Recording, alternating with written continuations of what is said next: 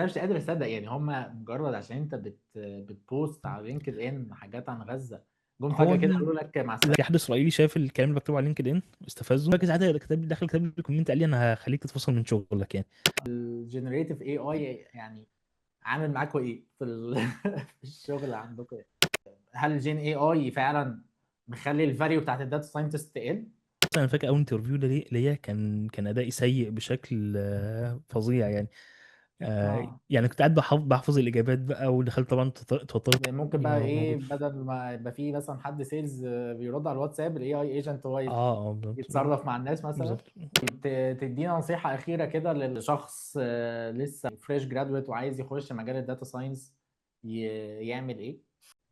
مش عارف والله، بس يعني انا شايف بصراحة ان هو يعني ارمي نفسك في البحر، يعني ما اصل هتخسر اه ايه. في البودكاست ده إن إحنا دايما في مجال الداتا متشعبة جدا. إيه اللي شغال داتا ساينتست وشغال داتا اناليست واللي شغال داتا اناليست وشغال داتا اناليست، تلاقي ده بيعمل حاجة وده بيعمل حاجة تانية.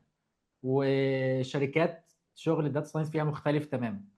انت كمان بقى يعني الحلو كمان عندك ان انت اصلا كمان بره مصر، فمريت بتجارب مختلفه كتير. الهدف البودكاست ان احنا نوصل للناس، الناس اللي شغاله في المجال ده بيعملوا ايه في الشركات. تمام. فعايزينك كده تعرف بقى نفسك، يعني بدايه الرحله بقى كده من اول الكليه سريعا لغايه اما انت حاليا شغال، او تقول لنا شغال فين دلوقتي. وبعد كده نبتدي بقى نمسك كده الرحله بتاعتك واحده واحده، ونركز على لو حد عايز يوصل للي انت وصلت له دلوقتي يمشي ازاي، واخد بالك؟ يعني يوسف حسني مش خريج جامعة اسكندرية، هندسة اسكندرية. كنت قسم اتصالات والكترونيات دفعة 2018. هو طبعا قسم بعيد، مش بعيد يعني، ولكن هو مش كمبيوتر ساينس. دي كانت نقدر نقول غلطة يعني.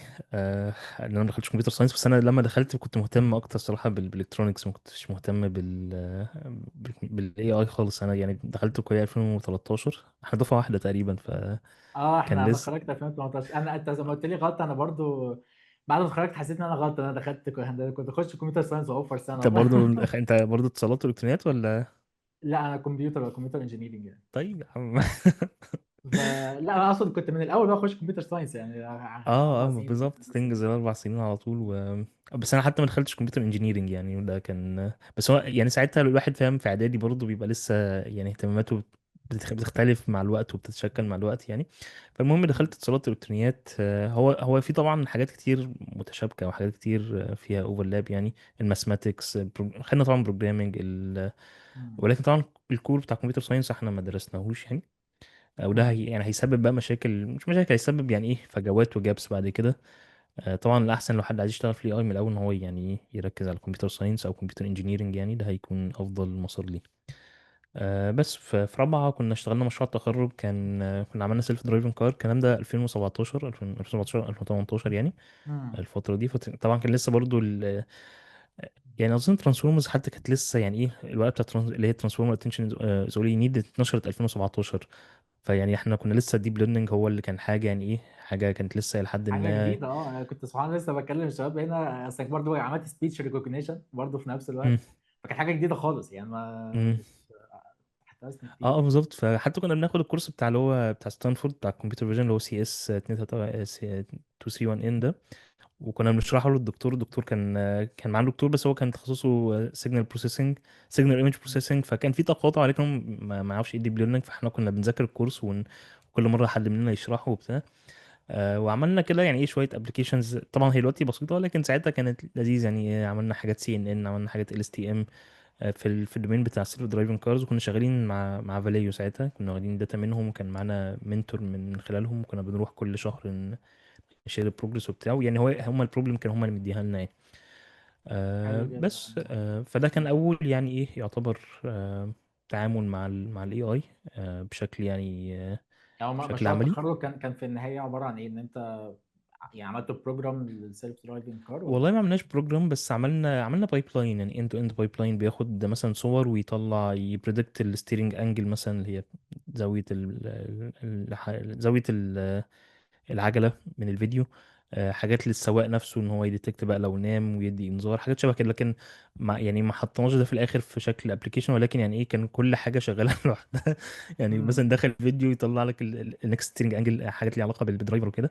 كان يعني اكتر بروف اوف كونسبت يعني، نقدر نقول ان هو يعني في الاخر فتره مشروع التخرج كان 6 شهور مثلا ولا حاجه، وخدنا فيها فتره مذاكره اصلا الديب ليرنينج، فكان كويس يعني اللي احنا عملناه، ان احنا لحقنا نخلص ده في الوقت ده. بس ايوه بعد ايوه. كده وانا في ثالثه، يعني وانا في ثالثه في اخر ثالثه او رابعه، كنت انا ومجموعه من صحابي بنفكر في موضوع الماجستير. ان هو ده كان يعني اسهل حاجه للسفر في الوقت ده، خاصه ان احنا مم. كلنا كان عندنا جيش، فكنا هناخد ضباط 3 سنين. ف اه ف اجري اغلب يا يعني معلم اغلب اجري. اغلب صحابي يعني اللي قعدوا دخلوا ضباط 3 سنين، الا اللي جاب وسط ودخل اه سنه. اه، ده كتير كده. فطبعا انت هتخلص، لو هتفكر في السفر فهتفكر يعني هتضطر تشتغل الاول في مصر، وبعدين تقعد مثلا سنتين ثلاثه وبعدين تسافر، فانت معاك 6 7 سنين هيبقوا زياده عن الموضوع. يعني اصحابي اللي خدوا المسار ده في منهم سافر، ولكن سافر مثلا السنه دي، سافر السنه اللي فاتت، وهكذا يعني. اللي هو امم. سافر على شغل على طول. او ان انت تقعد وتاخد الجيش برضه، وبعد كده تقدم على ماجستير، فده 4 سنين. كنت ممكن تاخد الخطوه دي من وانت في ثالثه يعني. فاحنا خدنا الخطوه دي على طول واحنا في ثالثه، ابتدينا نقدم على جامعات. امم. وانا ساعتها كنت مهتم قوي بالبايوميديكال انجينيرنج، الهندسه الطبيه. فور سام ريزون يعني، لان انا كنت شايف يعني دي ليها تطبيقات كويسه في إن انت بتعمل تطبيقات هندسيه في المجال الطبي وكده. فده المجال اللي انا كنت بقدم فيه يعني.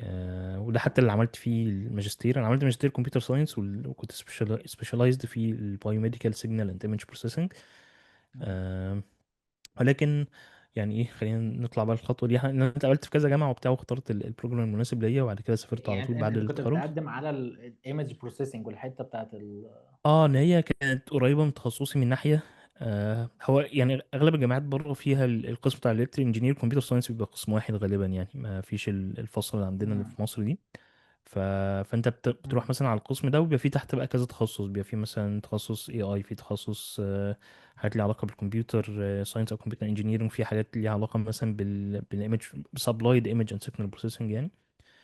فده اللي انا امم. سافرت عليه. سافرت يعني خرجت في 8، سافرت في 9 على طول. ما قعدتش في مصر غير شهر يعني بعد التخرج، عشان موضوع اوكي. الجيش وكده. فكانت يعني ايه، كانت الحمد لله دي كانت خطوة يعني ايه، حاجه كويسه.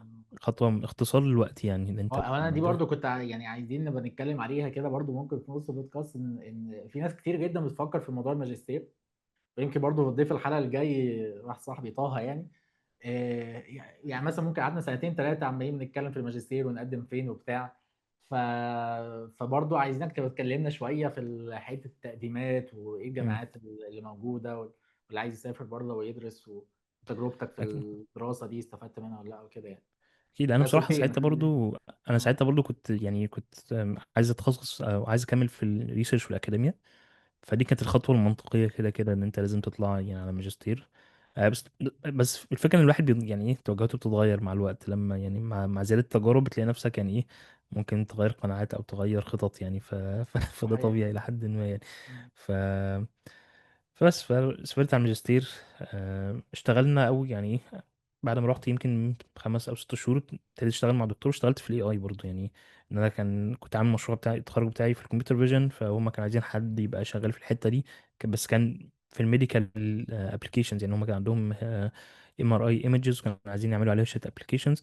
فاشتغلت معاهم الاول في الصيف كتدريب في اللاب. بعدين عملت الرساله بتاعت الماجستير، كان برضه في نفس التخصص يعني. ومن هنا بقى خلاص يعني ايه بقالي مثلا سنتين ونص شغال في الاي اي. فالدنيا بقت احسن شويه، انا ابتديت اكتسب خبره اكتر يعني. عملت مثلا يعني اشتغلت في التدريب الصيفي ده، اشتغلت على ديب ليرنينج، وبعدين اشتغلت على في رسالة الماجستير كان اكتر كمبيوتر فيجن. كنا بنتراك سيجنالز معينه في البرين كده، ونقيس سرعتها، ونشوف بقى كان ده بيتغير ازاي في الامراض المختلفه يعني، في الايمجز الامراض مختلفه للمخ. اوكي. آه بس دي وبعدين حاجه اتخرجت. شيقه جدا دي. اه يعني كان اه. كان كان لطيف جدا يعني. مم. بس هو كان الصعوبة فيها شوية ان انت محتاج تبقى يعني. احنا كنا شغالين مع دكاترة في المستشفى، وكان حتى المشرف بتاعي كان معايا مشرف من هندسة، ومعايا مشرف من طب. ان هو هم بقى اللي مم. بيقيسوا الداتا. يعني هو الداتا دي كانت مش داتا مثلا جايبينها على النت، لا ده هو داتا من المستشفى. هم بيقيسوها وبيقيسوها المرضى حقيقيين، واحنا بناخدها ان هم الاول بياخدوها يعملوا عليها بروسيسنج، وبعد كده احنا بناخدها منهم نطبق عليها الحاجات دي. وبنعمل بقى ميتنج كل اسبوعين مع الدكاتره هناك، نوريهم الحاجه. هما بيحاولوا يفسروا برضو اللي بيحصل ان هو دي حاجه جديده لسه. فيعني ايه، مم. دي كانت صعوبه الموضوع شويه، ان هي حاجه جديده واحنا لسه يعني ايه، جديده عليهم، وحتى جديده وجديده عليا انا مش كمان. مش سهل ان انت تجيب الداتا منهم وكده يعني.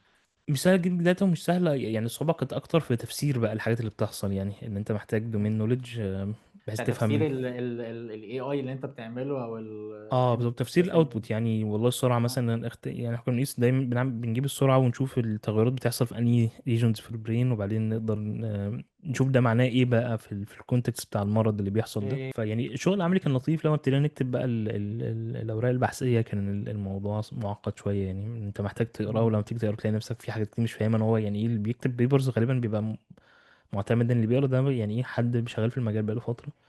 مم. فكان موضوع متعب شوية، موضوع الكتابة تحديدا يعني، الكتابة وان انت تطلع explanation وتعمل الدiscussion بتاعت الريزلتس دي. اوكي. أه بس خلصت الماجستير واشتغلت، يعني كملت سنة كمان في اللاب ده، بحيث ان احنا يعني كنا بنقفل التجارب اللي بنعملها وبنقفل الكتابة بتاعت الأوراق البحثية.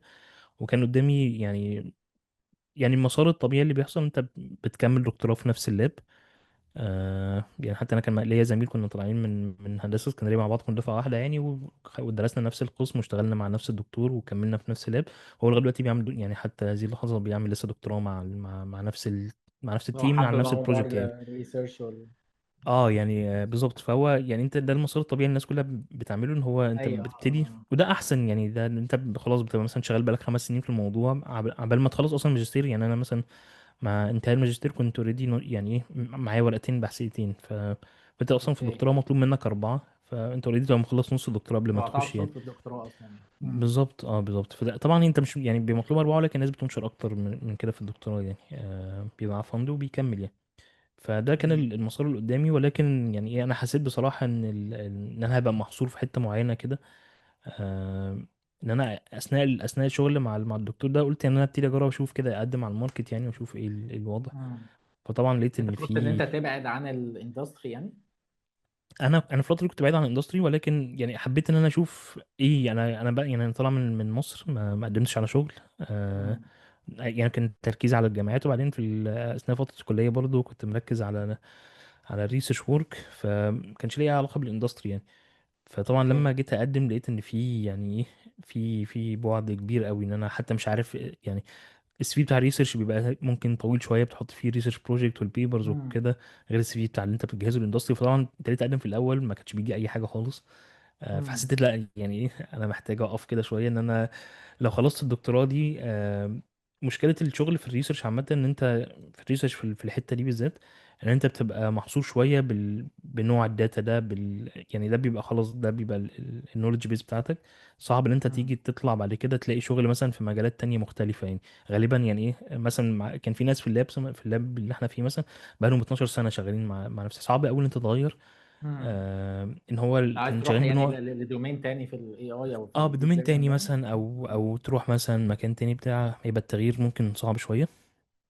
ان هم كانوا شغالين بنوع داتا معين كده، وكان حتى عليه جدل في الساينتفك كوميونتي، وكان بيبر ساعتهم ساعات ما بتقبلش يعني كان موضوع كده ليه علاقه ما بينهم في الساينتفك كوميونتي بتاعهم، اللي هو بتاع النيوروبيولوجي ده. فحسيت بصراحه يعني ايه، لا انا محتاج اخد وقفه كده، وابتدي اشوف ايه اللي ناقصني وابتدي اكمله. ف... فتوصلت كده مع كذا حد يعني ايه شغال، مش كان شغال في اندستري بقاله فترة، او حتى اوريدي مثلا مؤسس شركة. كان منهم بلال، كنت عرفتك عليه مؤخرا. اه بلال امين. اه فهو بلال شغال في الاندستري من فترة، وكان مثلا عمل ستارت اب، وبعدين عمل ستارت اب تاني وكده. فبعت له السي راجل في، قلت دماغه له بيزنس جامد يعني. اه راجل دماغه بيزنس. وهو معايا يعني، كان معايا في الكلية برضه، بس هو كان قسم تاني يعني، وكنا بس هو فقعدت سافر معاه. معاك كمان. اه. هو سافر معايا، بس هو اكبر مني، بس احنا يعني اتقابلنا في اوكي. دفعة مع بعض، وتعرفنا على بعض هناك. ف مم. بس قلت له يعني ايه، انا في حاجه في حاجه غلط، انا مش عارف ايه اللي بيحصل. فقعد معايا مم. يفهمني بقى ان يعني لا، انت في حاجات ناقصاك في السي في نفسه، وفي مشاكل كتير محتاج تظبطها. فابتديت اشتغل على حاجتين، اشتغل على يعني السي في نفسه، اظبط محتوياته، ان هو يعني كان ناقصه مثلا بروجكتس. انا كنت مين البروجكتس اللي عملتها كان حاجات الريسيرش اللي انا اشتغلت فيها. ولكن ده ما كانش كافي، فابتديت اظبط المحتوى بتاع السي في نفسه. ابتديت اعمل بورتفوليو. بعدين بقى ابتديت ان انا يعني ايه، ابتدى يعني بعد ما خدت مثلا حوالي 6 شهور بظبط الحاجات دي، وكان في سكيلز ناقصاني مثلا الكلاود. انت كده كده في ريسيرش مش بتحتاج تشتغل على كلاود، مش بتحتاج تشتغل على دوكر. ما بتحتاجش قوي فيرجن كنترول، انت شغال دايما لوحدك بترين لوحدك وكده يعني، مش بتحتاج قوي تعمل آم، مش بتشتغل مع حد على نفس الكود او كده يعني. فلقيت ان في حاجات ناقصاني، ابتديت افيل الجابس دي واشتغل على مشاريع في نفس الوقت. وبعد كده لما ابتديت اقدم لا يعني، مثلا قعدت 6 شهور بقدم ما بيجيش ولا انترفيو. بعدين لما ابتديت اقدم تاني بعد التظبيطات دي، لا يعني مثلا جالي 15 انترفيو في شهر واحد، 15 شركة مختلفة. يعني انت فطبعا بعد 6 شهور جالك اول انترفيو؟ اه ان هو ما كانش في اي حاجة بتيجي خالص. بظبط السي في وبتاع. بس هو برضو يعني هو ما اعرفش انت عارف الحتة دي ولا لا، بس مثلا في اوروبا في فكرة الكوارترز دي. بيبقى في كوارترز مثلا الدنيا بتبقى نايمة فيها خالص، زي مثلا الكوارتر بتاع الصيف ده اللي هو مثلا 7 و8. 6 و7 تانيين هو بياخدوا أجازة الصيف وخلاص، ما بيبقاش عايز يعين حد الفترة دي، إن هو هيعين مش هيلاقي حد يعملوا بوردنج حتى أو يعملوا بوردنج يعني. أغلب شركة بتبقى أجازة أو مثلا. اه يعني انتوا عندكم مواسم للتعيين اصلا يعني؟ يعني مش حاجة اوفيشال، ولكن يعني بتبقى انت عارف ان مثلا اول السنة دايما بعد ما بيظبطوا البادجت، لو في فند بيتاخد وبيعتمد وكده، مثلا اول سنة بيبقى دايما في تعيين كويس. الكوارتر اللي في النص ده بيبقى قليل، اخر السنه بيبقى تعيين قليل برضه، ان هو بيقفلوا السنه والناس رايحه اجازات الكريسماس، ما بقاش في دماغهم ان هم يعينوا حد جديد. ففي فترات كده التعيين فيها بيقل، في فترات التعيين فيها بيزيد. بس مين اللي يعني انا خدت مثلا حوالي 6 شهور لحد ما ابتدى يجي لي يعني ايه انترفيوز كويسه. جالي مثلا انترفيو واحد مثلا، كان في شركه سيمنز، كان ليهم علاقه بالحاجه قريبه شويه من اللي احنا بنعمله في الريسيرش. ولكن هم كانوا عايزين حد سينيور فما اتقبلتش يعني. لكن يعني الانترفيوز بتاعت الداتا ساينس الاندستري فعلا لا، اتاخرت شويه لحد ما ظبطت السي في وايه ومليت الجابس اللي عندي في هو انا السكيلز عايز دي. اقول لك عامه، هو 6 شهور دي انا ليه قلت كده؟ لان ال6 شهور انا اظنها طبيعيه شويه يعني. هي الناس يعني بتفتكر هو ايه، هقدم هلاقي على طول يعني. انا برضو قبل ما اسيب لا كريم كنت لما فكرت كده اقدم في شركات تانية، عشان اول ما جي يعني اول انترفيو جات لي كان مثلا بعد 3 4 شهور، واخد بالك؟ مم. قعدت بعد الاكسبيرينس دي. فهو انت يعني مهما انت كان. بتتكلم دلوقتي؟ لا مش دلوقتي، قبل ما اسيب كريم. اه اوكي. مثلا كنت بقدم اشوف كده الدنيا في السوق وبتاع. ماركت. قعدت 3 شهور قبل ما يجي لي اول انترفيو. يعني الموضوع مش سريع كده يعني. وحتى بس والله انت لما يعني حتى لما بيجيلك انترفيو مثلا، انا فاكر اول انترفيو ده ليا كان ادائي سيء بشكل فظيع يعني. اه يعني كنت قاعد بحفظ الاجابات بقى، ودخلت طبعا اتوترت جدا يا رائد، مع انك انت داخل بقى راجل ماجستير وبتاع يعني، اه لا كان بس مفيش، البوزيشن كان بس هي اصل هي اول انترفيو. انترفيو ليا في يعني اول انترفيو ليا في الاندستري، لسه مش عارف اصلا ايه اللي انا داخل اه عليه، فاهم؟ اه اه فكان تجربه صعبه يعني. بس طبعا بقى مع الوقت، تاني انترفيو كان احسن بس كان ستيل وحش، تالت انترفيو كان اه احسن واحسن. مم. وهكذا بقى لحد ما خلاص يعني انت بتخش الموضوع بيبقى فيري دايناميك يعني. الفتره طب دي الفترة دي اه كانت صعبة جدا طبعا نفسيا يعني كمان. بس كانت تجربه جديده. أنا كنت حاسس ان انا بس يعني يعني حتى انا فاكر لما ابتديت اقدم على شغل، ما كنتش عارف المفروض بقدم على شغل ازاي. هل مثلا بروح على لينكد ان؟ طب انا مش لاقي حاجه على لينكد ان. اه بعد كده عرفت ان انا يعني في طريقين، انت بتخش على لينكد ان مثلا وتشوف الجوب الاوبننجز الموجوده، وممكن كمان تشوف الشركات الموجوده. مش كل الشركات بتنزل على لينكد ان، فانت بتشوف اه الشركات صحيح. اللي حواليك في الدومين ده، وبتدي تخش على الموقع بتاعهم وتشوف الكارير. ساعات بيبقى في اوبن ابلكيشنز، ساعات بيبقى في بوزيشنز، فكان كل حاجه مم. جديده بالنسبه لي. بس مم. كانت تجربه لطيفه يعني. وكنت بس شايف ان بس انا انت لازم يعني، شايف ان انا مريت بيها، ان انت اللي احسن تمر بيها في الوقت ده، احسن ما تستنى كمان تخلص الدكتوراه وتلاقي نفسك بعد كده لسه هتمر بيها. الموضوع بيكون اصعب واصعب يعني. طب انت يعني بعد كام انترفيو بقى ابتديت تخش في الماركت، او يعني اتقبلت يعني أو كده؟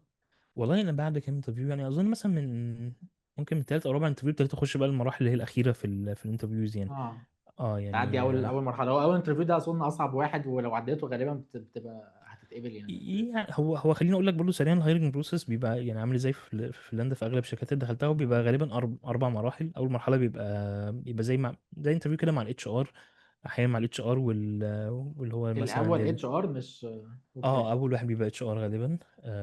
ساعات بيبقى اتش ار مثلا مع اللي هو بيبقى ايه اسمه إيه؟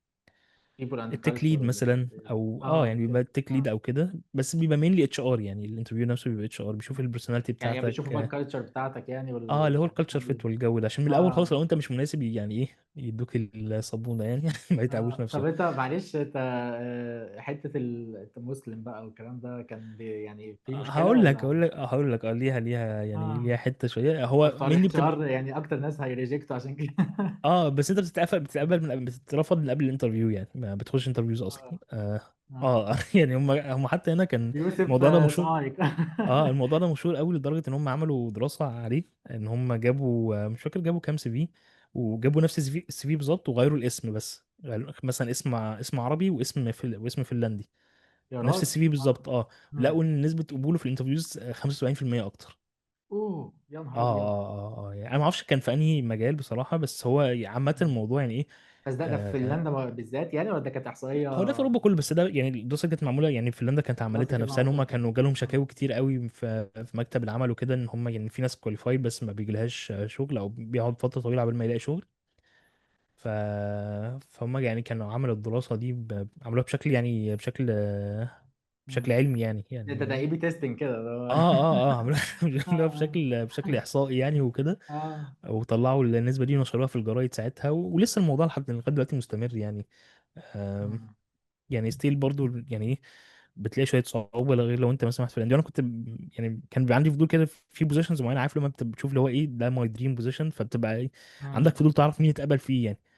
فبتخش مم. تبص تلاقي مثلا والله لا، انا البروفايل بتاعي اقوى من الراجل ده احلى. يعني. اه. اه اه. بس هو فنلندي يعني فقشطه فاهم. مم. خاصة الحاجات اللي بتخش فيها انترفيوز كمان، وتشوف في الآخر الشخص اللي اتقبل مكانك، مثلا انت بتبقى متابع الشركة، وبتلاقي بعد كده مثلا بعد شهر ولا حاجة حد نزل ان هو يعني ايه حابب تو جوين الشركة دي كمثلا كداتا مم. ساينتست، فبتخش تشوف بقى مين الشخص ده يعني. ايوه فأحيانا ايوه. كتير مثلا كنت يعني ايه بتلاقي مثلا حد مثلا اصلا مش من يعني مش هندسة مثلا. انا فاكر مرة شفت حد كان ايه، والله كان مش فاكر كان لو او حاجه شبه كده، وعمل شيفت مثلا ببوت كامب او حاجه فلا يعني مم. يعني نظريا البروفايل بتاعي احسن يعني، ولكن قشطه يعني. مم. بس خلاص انت في المجتمع ده يعني هتتقبل اللي بيحصل. هتعمل ايه؟ اه اه اه. بس هو يعني مينلي الفلتريشن بيبقى قبل ما تخش اصلا اه البروسيس ايوه يعني، ايوه ايوه ايوه. اه اه. قبل ما تخش البروسيس خالص. فبيبقى دايما اول انترفيو بيبقى اتش ار، وبتشوف مم. بقى الكالتشر فيت بتاعتك والجو الفاكسان ده. آه، مم. تاني انترفيو بيبقى عادة مع كان بيقعد ايه يعني، نص ساعه مثلا في السريع كده اه من ولا؟ نص ساعة لساعة يعني، على اه. حسب بقى الشركة. وبرضه في شويه الاسئله بتاعت الاتش ار بقى، اللي هو شايف نفسك فين بعد 5 سنين ولو هو قول السؤال لي ده ما على بيتسألش موقف مش الصراحة عارف ايه بتاع، الحاجات دي، ما بقاش تتسال يعني. السؤال ده ما بيتسألش يعني. أنا اتسألته مرة مؤخرا، قلت له والله انت يعني آه. شايف الماركت يعني يستوعب انت ان انت انت انت تقدر عارف انت فين تحدد بعد خمس خمس سنين سنين عشان انا اعرف. اه قال لي والله بص يعني شايف فين نفسك الفترة الجاية يعني اه. ايه، قال لي حابب توصل ايه الفترة الجاية يعني من غير ما يحدد مدة. اصل 5 سنين ايه يعني، صلي على النبي، ما فيش مفيش الكلام ده. فالسؤال ده ما بيتسألش، ولكن بس بيتسأل بس اكتر. بتسال اسئله تانية يعني اه ما ايه هو السكيلز ايه بقى يعني، ايه هقول السكيلز لك او بتسأل يعني مين اللي بيركزوا مثلا انت ليه مقدم على الشركه دي، اشمعنى مم. الشركه اللي انت دي. لو انت مثلا كنت شغال في شركه او شغال في مكان، طب ليه عايز تسيبه وعايز تيجي هنا. هتقدم ايه مم. للشركه. آه طب مهم قوي السكيلز اللي الحاجات عندك دي. برضه هم يعني من ناحيه بيشوف هل المينيمم ريكويرمنتس للسكيلز المطلوبه موجوده ولا لا. عشان عاده بيبقى فيه التكليد موجود، بيبقى بيسمع اكتر يعني، بس بيشوف انت الخبره اللي انت اشتغلت عليها والحاجات اللي اشتغلت عليها هي قريبه من الحاجات اللي هم بيعملوها ولا لا يعني. مم. بس مين يعني بيبقى مثلا 5 6 أسئلة، لو انت عندك مثلا سؤالين في الاخر بتناقش فيه، بيشرح لك الهايرنج بروسيس تبقى عامله ازاي، بيكلمك شويه في الاول عن الشركه 5 دقائق مثلا، وانت 5 دقائق بتقدم نفسك، فتلاقي الموضوع يعني ايه، مم. مثلا بيصفصف مم. على 5 6 أسئلة في الاخر، اللي هي بقى الحاجات الشبه اللي قلت لك عليها دي. ايوه ايوه. بس يعني انت بس مجرد ما اتعودت على طريقه الانترفيو مثلا اول 2 3، بتلاقي نفسك بعد كده بتعدي مم. اغلب الحاجات دي يعني بعد كده. انترفيو تاني بيبقى دايما تكنيكال، بيبقى مثلا مع التيم ليد اللي انت هتشتغل فيه او السينيور اللي انت هتشتغل معاه. ده بيبقى مثلا ساعة ولا حاجة، وبيبتدي بقى يتكلم معاك تكنيكال يعني مم. بيكلمك في حاجتين عادة، بيخليك تشرح أكتر المشاريع اللي أنت اشتغلت عليها والتكنولوجيا اللي استخدمتها ويناقشك فيها بتعمق أكتر. هو كمان بيبتدي يسألك أسئلة من واقع الحاجات اللي هم شغالين عليها عادة يعني. يعني هو ما بيسألش أسئلة عامة يعني، مثلا مش هيقول لك اشرح لي مثلا اكس ده شغال ازاي، ولكن يقول لك والله احنا عندنا كذا كذا كذا وبنعمل كذا. ممكن تقول لي هنحل دي ازاي، طيب هنستخدم اوكي. ده هنا ليه. فهو عاده بيبقى يعني ايه من واقع الشغل. فيعني برضه مع الوقت اتعلمت ان انا ابتدي اقرا عن الشركه شويه قبل ما اخش اشوف ايه الحاجات اللي هم شغالين فيها. بحب برضه يعني ايه عاده بيبقى معمول سي سي للشخص اللي هيعمل لك انترفيو مثلا، والاتش ار دايما بيتواصل معاك بالايميل، ولكن بيتعمل لك سي سي بيتعمل سي سي للشخص اللي هيخش معاك الانترفيو. بحب اخش اقرا عنه اشوف هو شغال في ايه، ان هو عاده بيركز في الانترفيو على عشان الحاجه اللي هو تجسس شغال عليه عليها. على لينكد ان وبتاع. اه بالظبط، هو بيبقى كاتب على اصل لينكد انا ان بحب اعمل والله. الحركه دي جدا اه يعني. فبتخش يعني ايه تشوف هو شغال في ايه مثلا بقاله فترة وايه التخصص بتاعه، بحيث تقدر يعني ايه تماب كده شوية والأسئلة رايحة في أي حتة يعني وتحضر. طبعا مهم جدا تبقى محضر الحاجات اللي انت شغال عليها، ده بيبقى نص الانترفيو مينلي يعني. الحاجات اللي نص انت شغال الانترفيو عليها. بيسالك على السي في بتاعك او الحاجات اللي انت اه حاططها ويشرح لي في هنا الشغل. وعملنا هنا ايه، استخدمنا هنا ايه، استخدمنا هنا دي ليه وكده. وعادة بيبقى التقاطع ما بين الحاجة اللي انت اشتغلت عليها والحاجة اللي هم شغالين عليها، دي أكتر حاجة بتتسأل فيها يعني.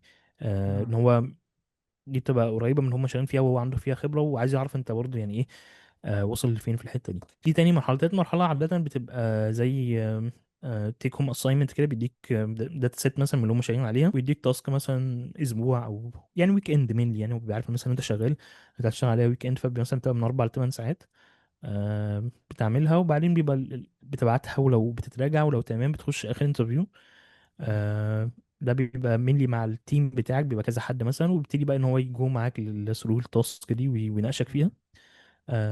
لو عديت دي احيانا بيبقى في حاجه خمسه مثلا، ان انت ممكن تقابل بقى الفاوندرز بتوع الشركه لو هم يعني ايه، لو هي لسه ستارت اب او شركه صغيره. لو شركه كبيره طبعا لا، بيبقى دي اخر مرحله الرابعه دي يعني. ايوه طبعا. مم. فده مينلي كده الهايرنج بروسيس يعني. كده انت يعني ده حصل معاك بقى في في الشركه اللي انت اتعينت فيها دي اه يعني انا وصلت للموضوع ده في كذا شركه، حصل لي بقى كذا حاجه يعني. مثلا انا فاكر في شركه اتقابلت فيها مثلا وقالوا لي هنبعت لك العقد، وبعدين قالوا لي المشروع اللي انت داخل عليه اتقفل. ف يا ده اه ده فابتديت ايه البروسيس من الاول. ايه اه ده بعدين. الاكتئاب ده؟ اه بعدين اتقابلت شركة تانية برضه حصل نفس الفكرة. بس دي كنت رايح حتى بروجكت في السعودية، كانت شركة هنا وواخدة مشروع مع السعودية، فهم اه، كان يعني ايه عايزين حد كمان بيعرف يتكلم عربي. عربي بقى، وبرضه اه. خلصت انترفيوز وقالوا لي هنبعت لك العقد. يعني والله انا فاكر حتى اخر انترفيو ده كان يوم الجمعة الساعة 4، هم يعني ايه بيخلصوا شغل 5 وبيبقى ويك اند. فقال لي انا بعت مم. الاتش ار دلوقتي انت اكسبتد، وهو يا اما هيبعت لك العقد دلوقتي يا اما يوم الاثنين الصبح. اه. والله ماشي. بس وبعدين يوم الاثنين ما فيش حاجه، التلات ما فيش حاجه، كلمتهم قالوا لي والله احنا يعني لسه حصل مشكله في التفاوض فهنستنى شويه. ودي كانت فرصه بالنسبه لي كويسه قوي، انا كنت عايز اروح اقعد في السعوديه شويه. اه. وفي نفس الوقت اه. انت ما بتخسرش اقامتك هنا، ويعني كان كل الحسابات ده محسوبه حاجه كويس جميله قوي. جدا.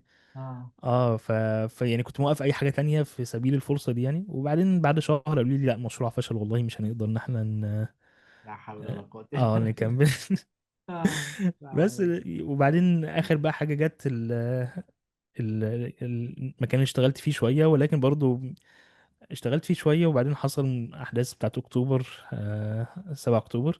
اه، انا فاكر اه الموضوع ده. فاشتغلت فيه شوية وبعدين أنا يعني حظي نحس شوية هنا في هولندا.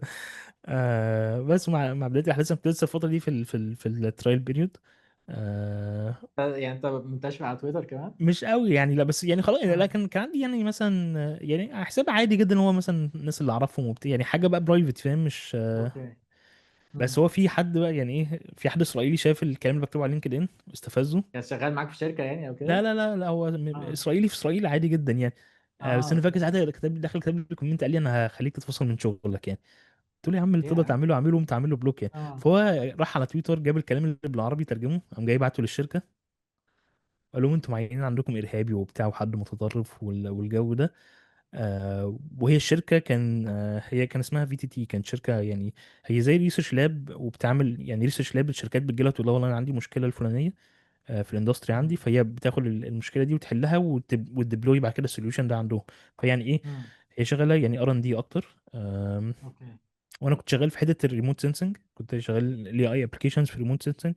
هما كانوا بيعملوا تعاونات مع الجيش وكده على الحدود مثلا بينهم وبين روسيا مم. فطبعا يعني ايه لما وصل لهم الكلام ده يعني ايه ما ينفعش ان يبقى حد ليه اي توجهات وشغال في جزء مثلا. انا كنت شغال في الجزء بتاع مم. الديفنس، هو الريموت سensing تيم كان عندنا كذا سيكشن في التيم. كان عندنا مثلا انا كنت شغال في الجزء بتاع التعدين المايننج.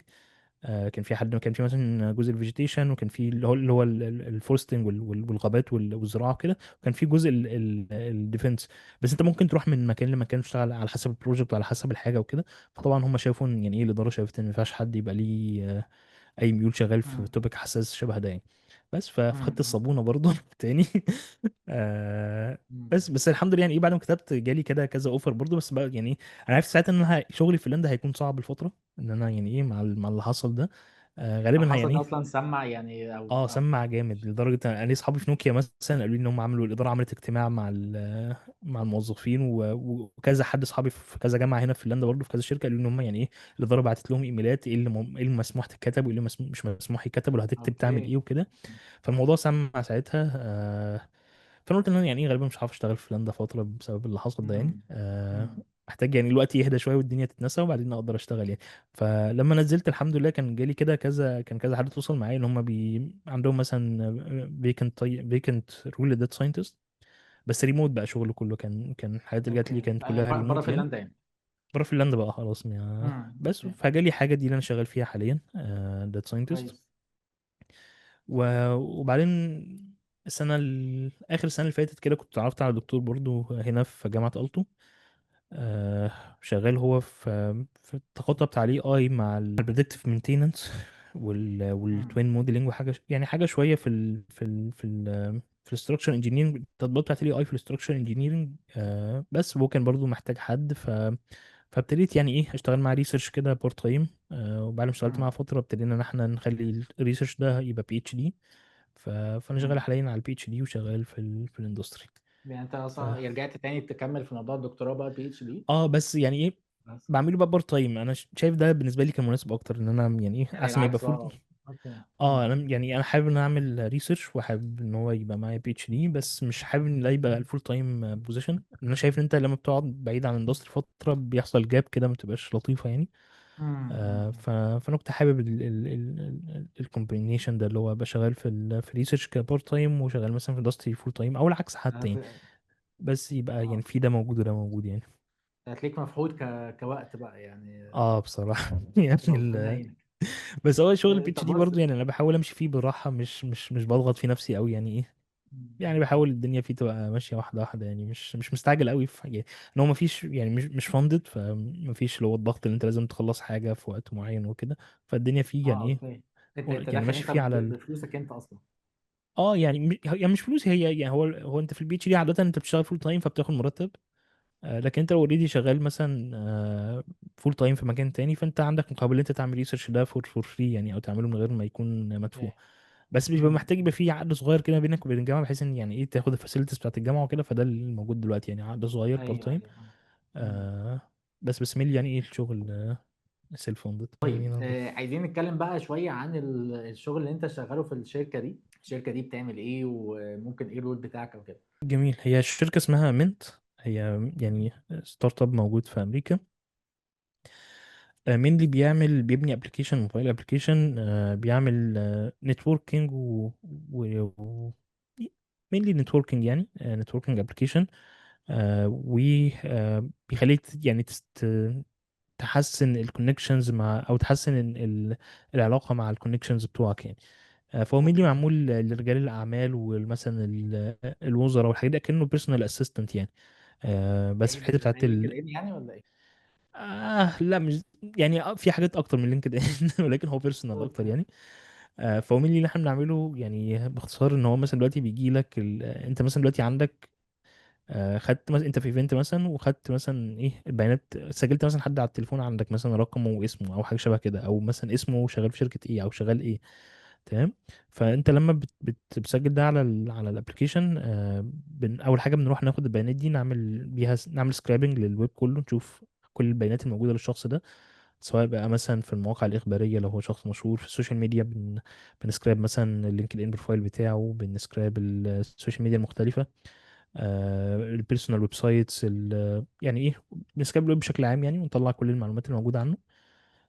دي أول خطوة يعني. وبعد كده بنفيل سكيما عندنا، مثلا عندنا بيرسونال انفورميشن مثلا، البوليتيكال فيوز بتاعته، ال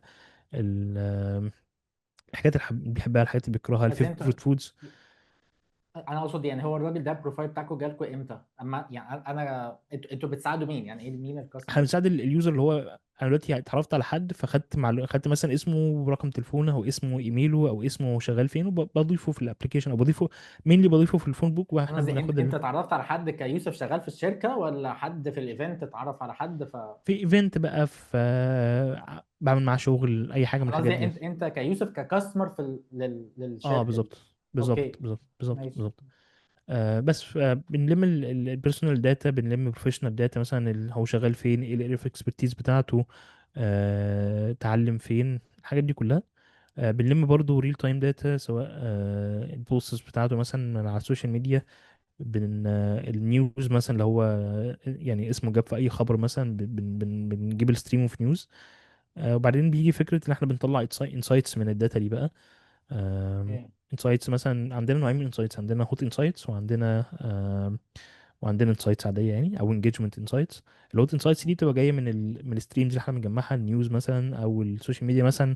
لو هو مثلا قال ان هو حصل مثلا على فند، فبنبعت رساله مثلا للشخص لليوزر، والله مثلا فلان اه. الفلاني مثلا جاله فند، فممكن تهنيه، او ممكن مثلا كده. والله عمل حادثه مثلا، فده خبر ممكن تتصل تطمن عليه، حد من ولاده مش عارف حصل له ايه، وهكذا يعني. وفي عندنا انسايتس تانية مثلا اللي هو انسايتس معتمدة على الكولكتد داتا نفسها بقى، اللي هي الستيبل. فمثلا لو انت مثلا دلوقتي، انا كاليوزر مثلا رحت مدينة معينة مثلا، مثلا رحت برلين في المانيا، فمثلا عندي مثلا في الفون بوك بتاعي، او الناس اللي عملوهم امبورت على الابلكيشن مثلا ثلاثة كانوا بيدرسوا معايا في الجامعة وعايشين دلوقتي في برلين وشغالين في نفس المجال بتاعي، فنبعت اليوزر انسايت، والله انت ممكن تجيت كونكتد مع فلان وفلان شغالين في نفس الدومين بتاعك وقاعدين في المانيا مثلا دلوقتي، وهكذا يعني. دي كده انسايتس. عندنا انواع كتير بقى من الانسايتس بنعملها جنريشن يعني. والحاجه الثالثه هو في شات بوت، بحيث ان انت تقدر تخش تتشات مع الكونتاكتس بتوعك، مش مع الكونتاكتس يعني، تتشات. انا دلوقتي عايز اعرف مثلا، انا بدور على حد مثلا في النتورك بتاعتي، عنده مثلا معرفه في الداتا اناليتكس، وشغال مثلا في الميديكال دومين، وعايش مثلا في مثلا في برلين. فالله بخش اقول هو از مثلا working هو از ماي كونتاكت مثلا ار كذا كذا كذا. فعندنا شات بوت مبني على نولج جراف، بيبتدي يروح يجيب لك مثلا المعلومات من الداتابيز بتاعتنا، او من الداتابيز بتاعتك يعني.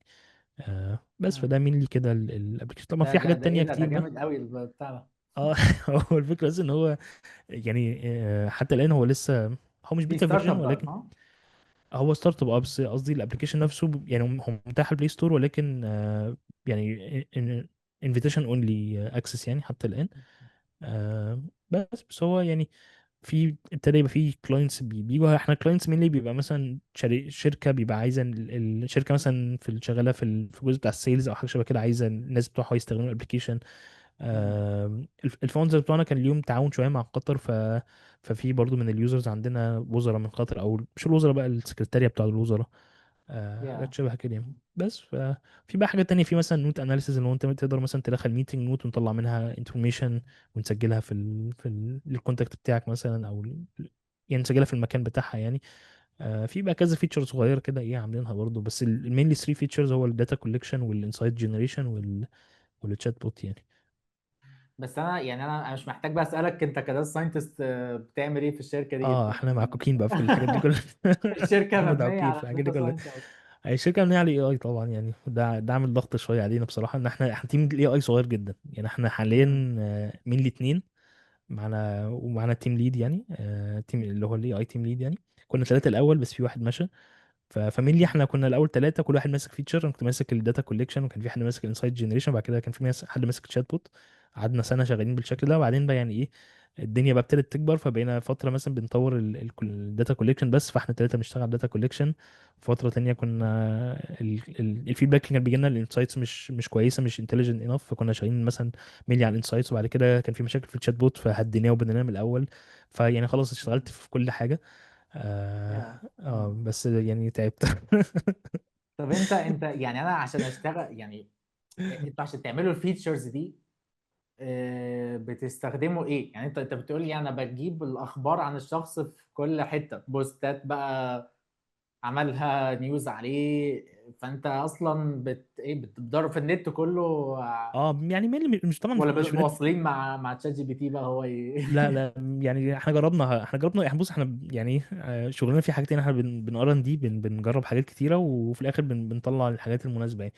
انا طبعاً مش هقدر اقول كل حاجه برضو عشان ان دي ايه اه وكده. طبعا، اه.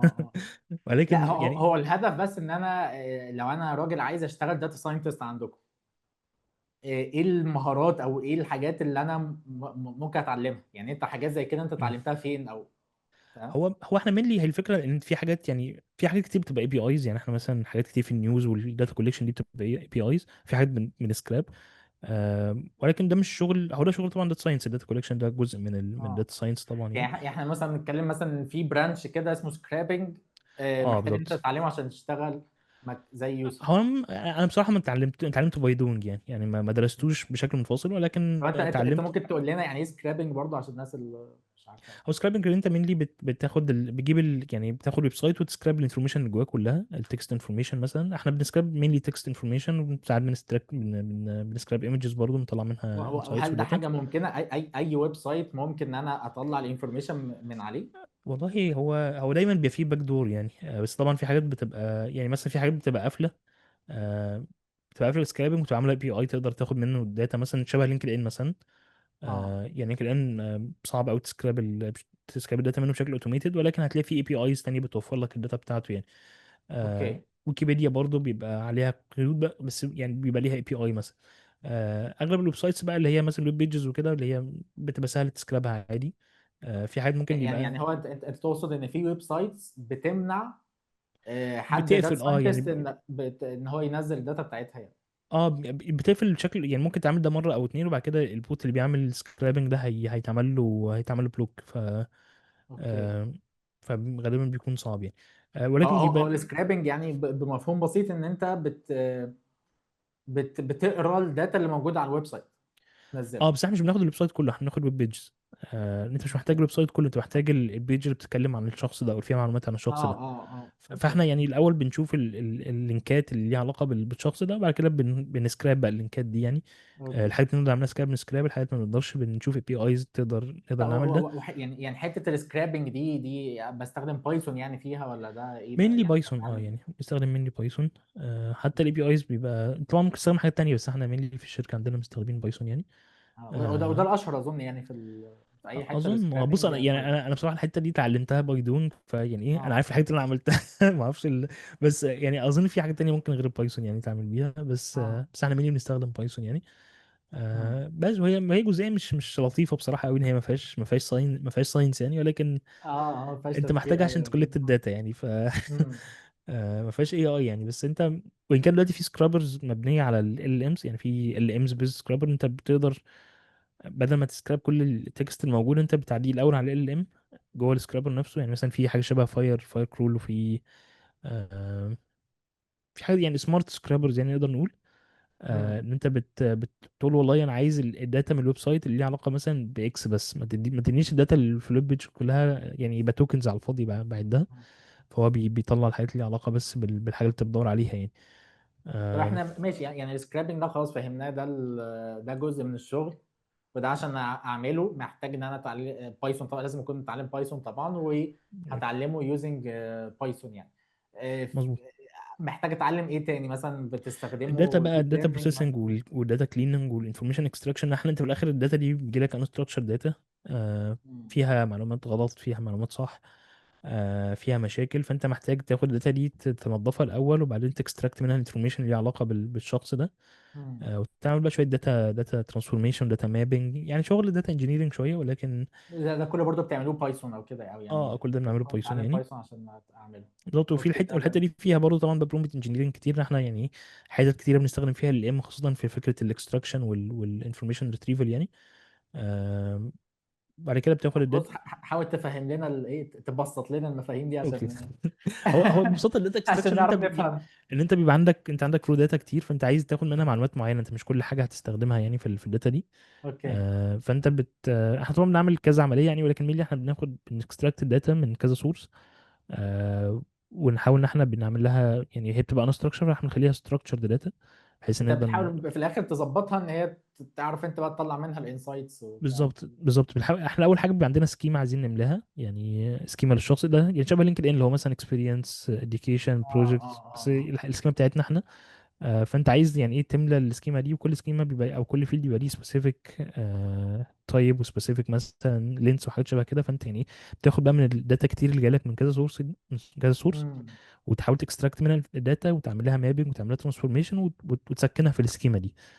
بص، انت آه، انت قلت حاجه برضو يعني اظن ممكن تحبط ناس كتير. هو يعني معنى كده جزء الداتا بقى كليننج والداتا جاذرنج يعني تظبيط الداتا قبل بقى ما تخش تعمل اي اناليتكس او اي تعمل اي ده بالظبط. بياخد جزء قد ايه؟ يعني كام في المية من المشروع مثلا، او كام في المية من المشروع؟ كتير يعني جزء الداتا كوليكشن ده. بس هو حتى يعني انا عايز اقول لك حتى جزء الداتا كوليكشن ده يعني في انجينيرنج كتير قوي موجود، يعني هو ما فيهوش ساينس كتير، ولكن هو في انجينيرنج كتير يعني، فانت بتتعلم منه كتير. بس هو يعني انا ما اقدرش اقول لك هو كام في المية، يعني ممكن يعني مثلا اكتر من 60 70. 50%، اكتر اه اكتر اه من اكتر من اه نص اكتر من 60 المشروع رايح 70. في وبعدين هو مشكله، بس مش فكره، مش في الحجم، هو فكره كمان في الاهميه. انت لو ما جبتش داتا في كل الاحوال مش هتعرف تعمل ولا خطوه من الخطوات اللي جايه.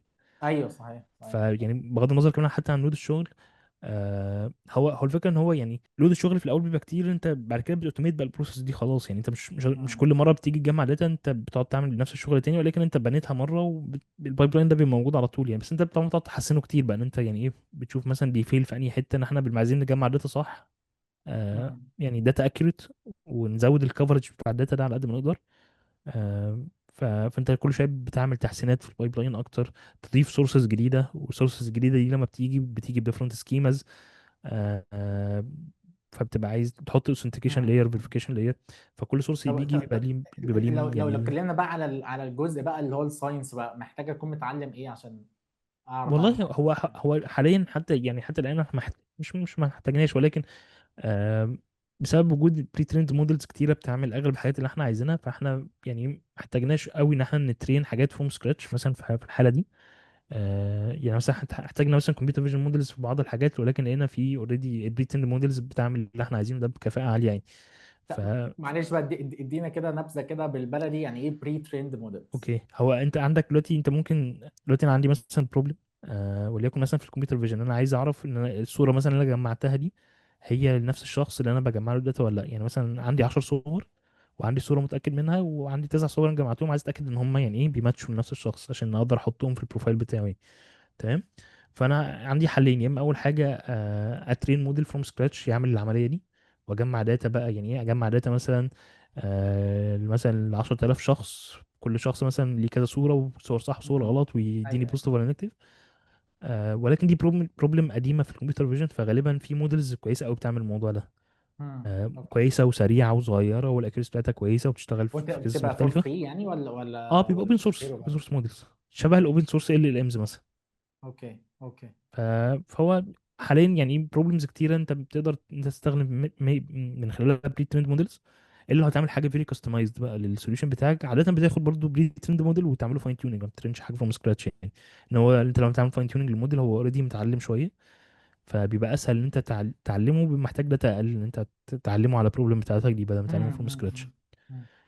فانت عاده بتاخد حاجه من البري تريند موديلز اللي هي اوريدي فيري ماتيور في البروبلم دي، وتستخدمها ان هي بتبقى احسن واسرع واوبتمايزد ومتدربه على حالات بس كتير. عشان محدش برضه يفهم غلط، يعني انا دلوقتي لو هو الموضوع جاهز، طب انا معلش ليه اتعلم ما هو انت ديب مش ليرنينج دايما هتلاقي بقى بقى الحاجه اللي انت عايزها جاهزه، يعني عاده انت بتعمله يعني المنتشر اكتر هو ان انت بتعمل فاين تيوننج يعني. اوكي. في حالات كتير طبعا بيبقى البريتند موديل اوريدي انف ليك. لكن أنا مثلا هديك حاله احنا عندنا احتاجنا مثلا نعمل فاين تيوننج ل ام مثلا، ان احنا كنا عايزين نجنريت مثلا، يعني ايه بناخد انبوت معين وعايزين نجنريت اوتبوت معين. والال ام اللي هو حاجه داخليه، فهو ال ام ما شافش الحاجه دي قبل كده. فعشان انت قدامك حاليا، اما تعمل فاين تيوننج، اما تقعد تديله اكزامبلز كتيره بحيث ان هو يعني ايه يقدر يعرف انا ايه اللي محتاج اعمله.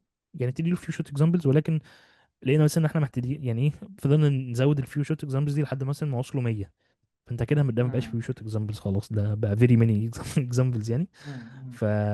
فالواقعي في الحاله دي انت تبتدي تفاين تيون ال ام ده على مثلا على ايه، على الاكزامبلز دي يعني، بحيث ان هو يقدر يهندل الكيسز المختلفه. ما تقدرش كل ما يحصل حاجه جديده تديله مثلا، تحتاج تديله في الاكزامبل جديد يعني. اوكي اوكي اوكي. فانت مين بس لي يعني إيه، الحته اللي في النص دي هي اللي انت بتحتاج تعملها اكتر، اللي هو جزئيه الفاين تيوننج يعني. وانت عشان تعمل فاين تيوننج محتاج في الاخر انت تعرف يعني. فاين تيوننج دي هي شبه التريننج ولكن عمليه ابسط شويه، محتاج داتا اقل، ما بتبداش فروم سكراتش. بيبقى اوريدي معاك البري تريند ويت، البري مم. تريند ويتس يعني. فبتقدر تكمل من النقطه دي. احيانا كتير زي ما قلت ممكن تستخدم بري تريند موديل، بيبقى كفايه. ولكن احيانا كتير بتحتاج ترين يعني.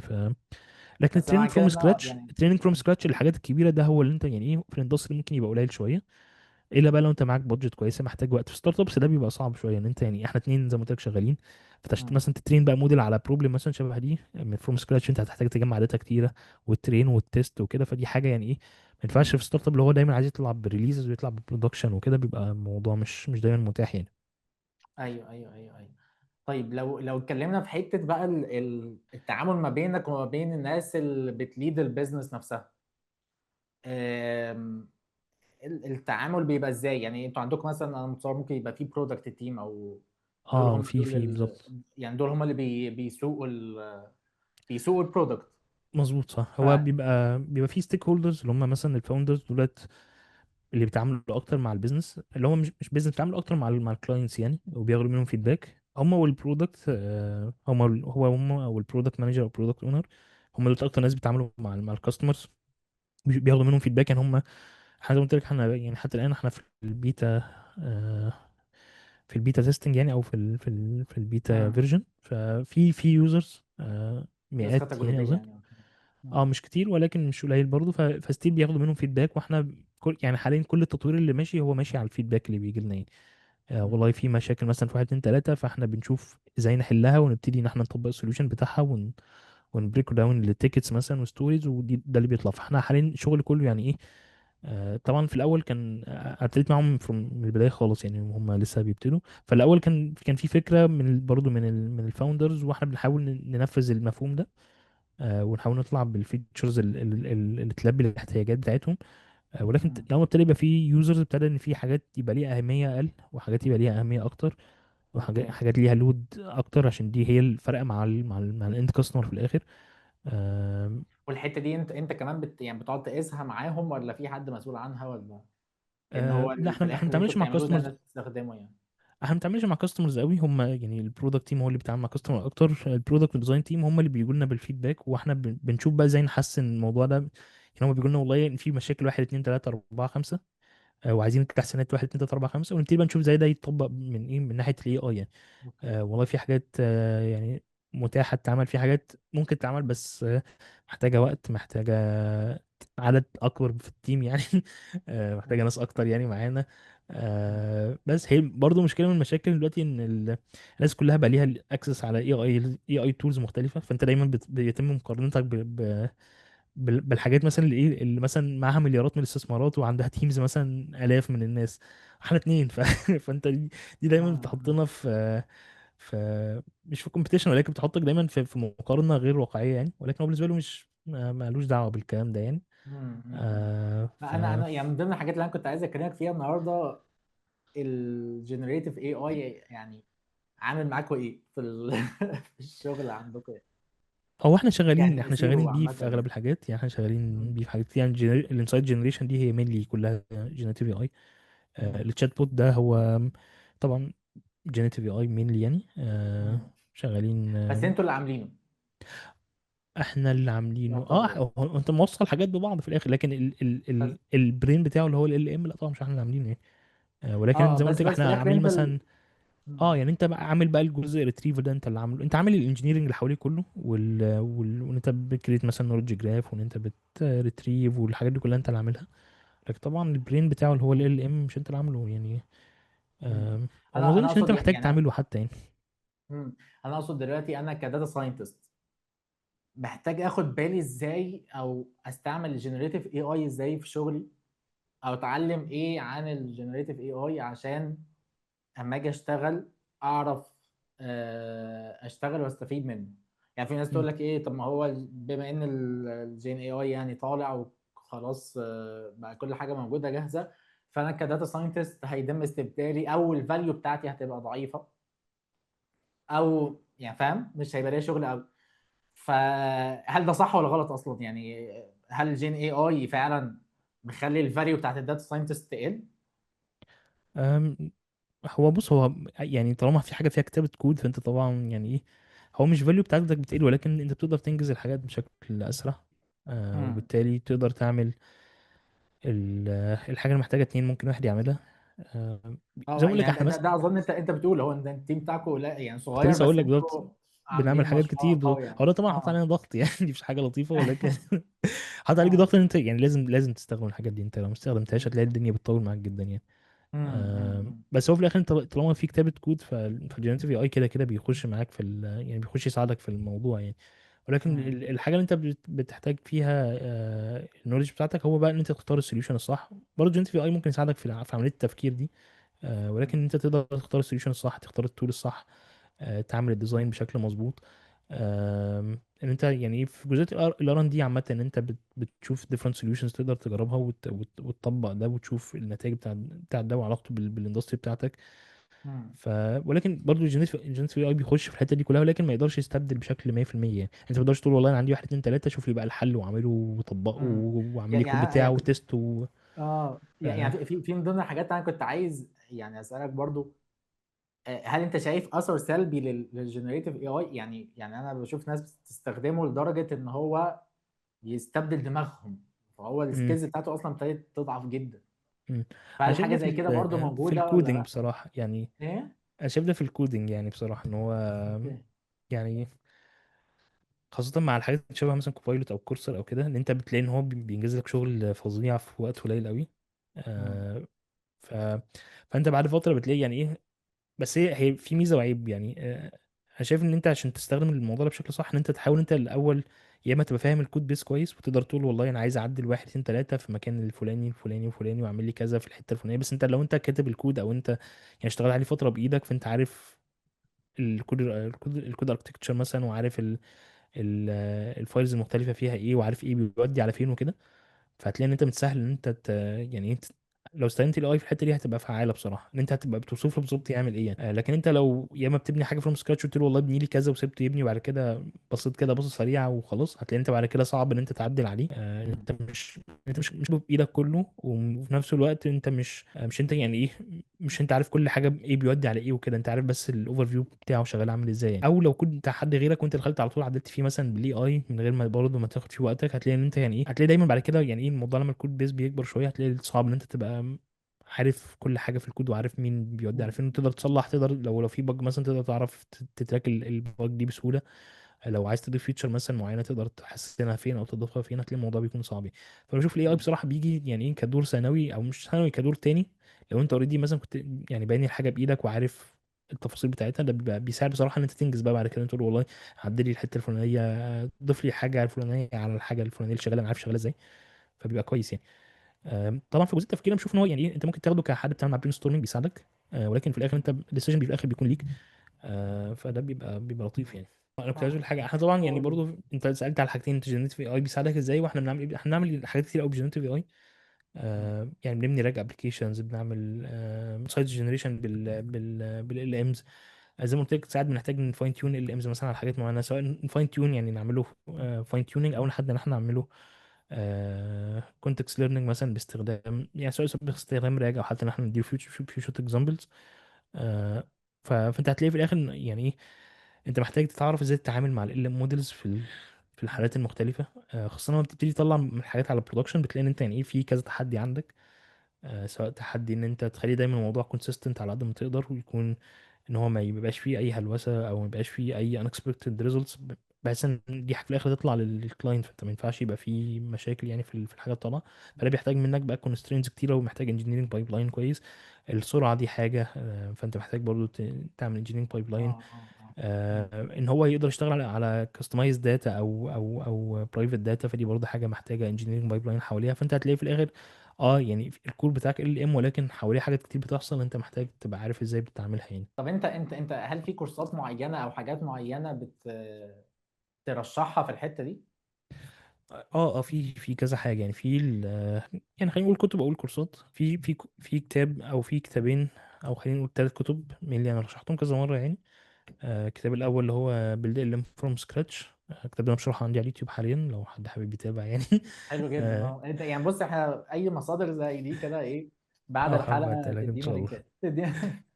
الكتاب التاني اللي هو هاندز اون LM، برضه ده كتاب لطيف. الكتاب التالت هو ال امز ان برودكشن. لا مش ال ام ان برودكشن، ال ام ان برودكشن ده كتاب كنت رشحته قبل كده. في كتاب احسن منه اللي هو اسمه ال ام انجينيرنج بوك. في كورسات، اوكي حلو. في كورس على كورسيرا اللي هو اسمه جينيريتيف اي اي ويز ال امز اظن. الكتاب ده، الكورس ده كويس، صغير مش كبير، ولكن هيديك مقدمه سريعه. في كورسات بتاعت اللي هي ديب ليرنينج دوت اي اي.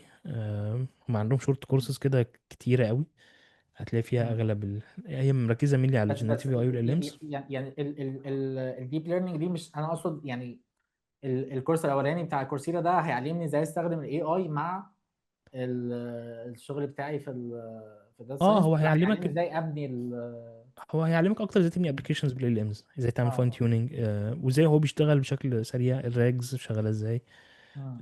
وازاي تفاين تيون ال ام. وهيتكلم شويه اظن على الانفورسمنت ليرنينج فروم هيومن فيدباك يعني. ف اوكي. فهو يعني من لي الحاجات التوبكس بشكل سريع كده يعني. وفي بقى اللي هو شورت كورسز بتاعت ديب ليرنينج دوت اي اي دي، هتلاقي فيها حاجات كتير بقى يعني ايه. فيها انجينيرنج مثلا، فيها كذا كورس على لانجوج تشين، في كذا مم. كورس على هاجن فيس، على لاما اندكس، بيلدينج الايجنتس مثلا دلوقتي واحده من التوبكس مم. المهمه. طب موضوع الايجنتس ده داخل معاكم بطريقه او باخرى ولا ايه؟ اه كتير كتير كتير. ابتديتوا تعملوها في الشغل؟ انا اه بحس اه. دايما ان الاي اي ايجنتس يعني هي بس ايه، يوتيوب كده بس يعني ايه.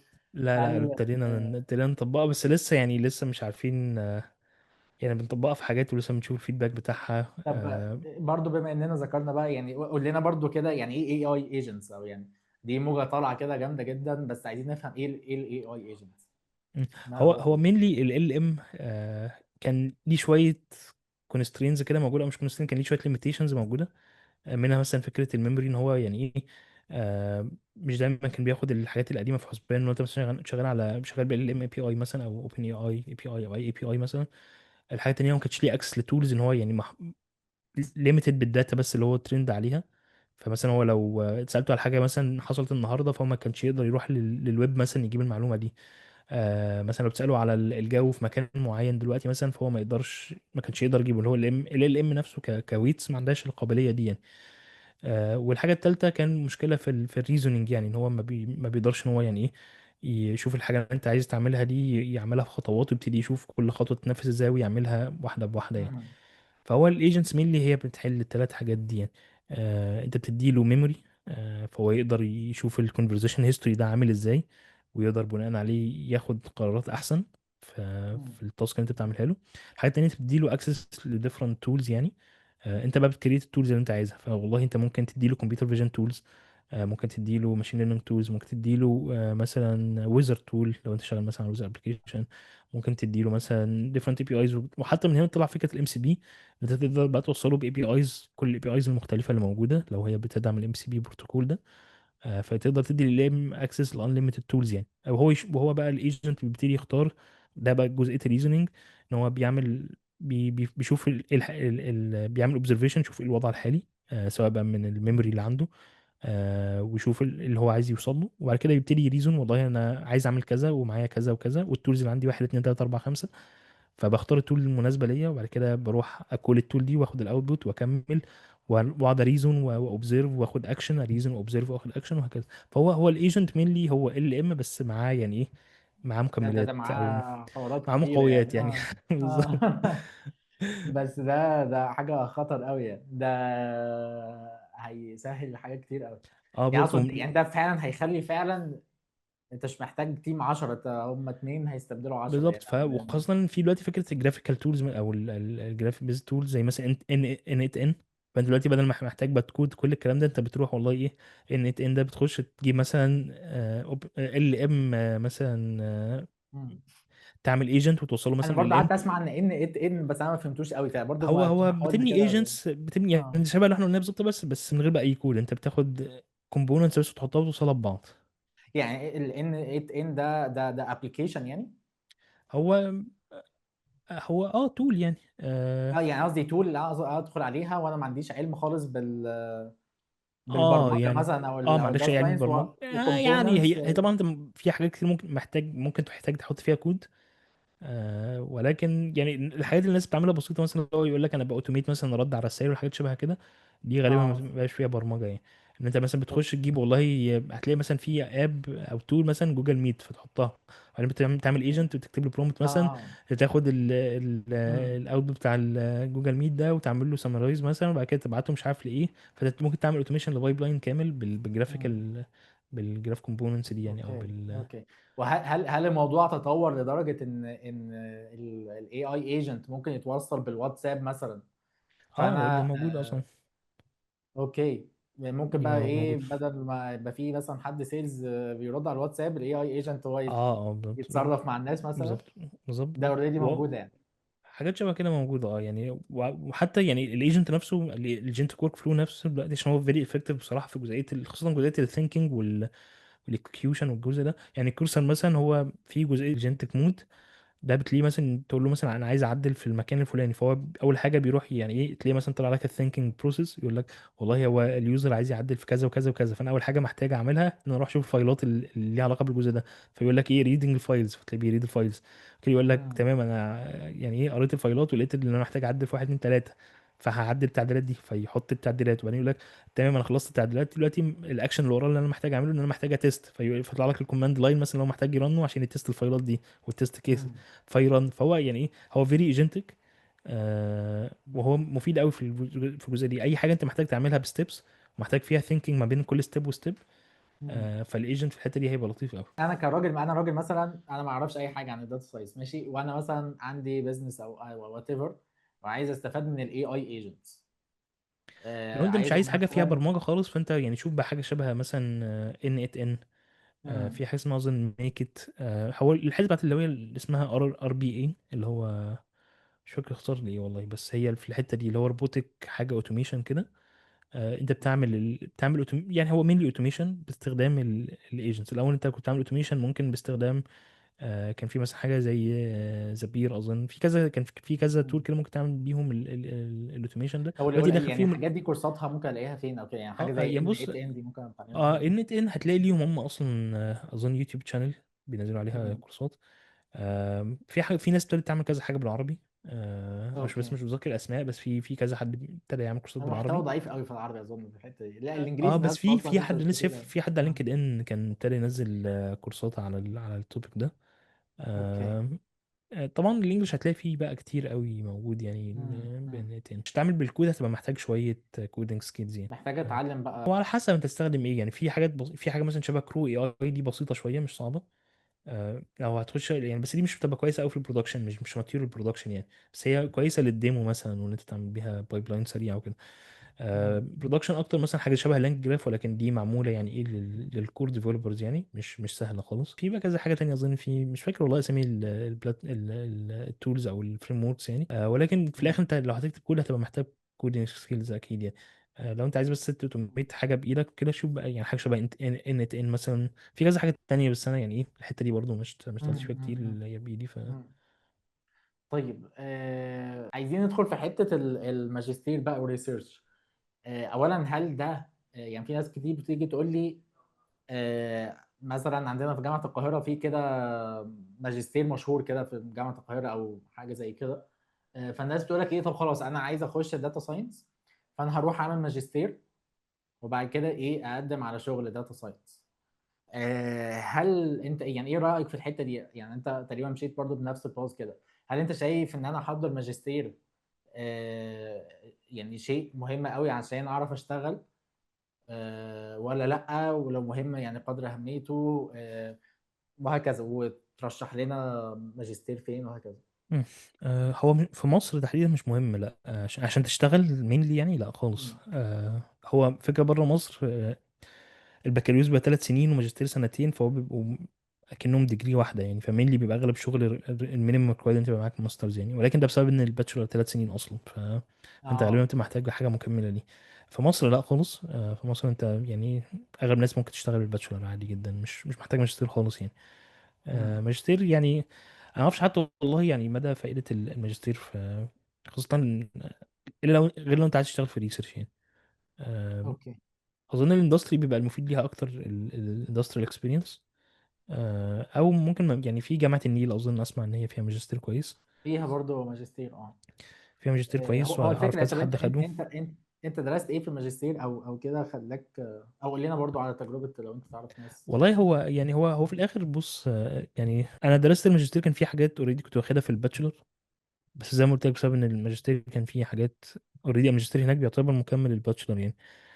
طبعا درست بقى ماشين ليرنينج، ديب ليرنينج، كمبيوتر فيجن، سيجنال بروسيسنج، ايمج بروسيسنج.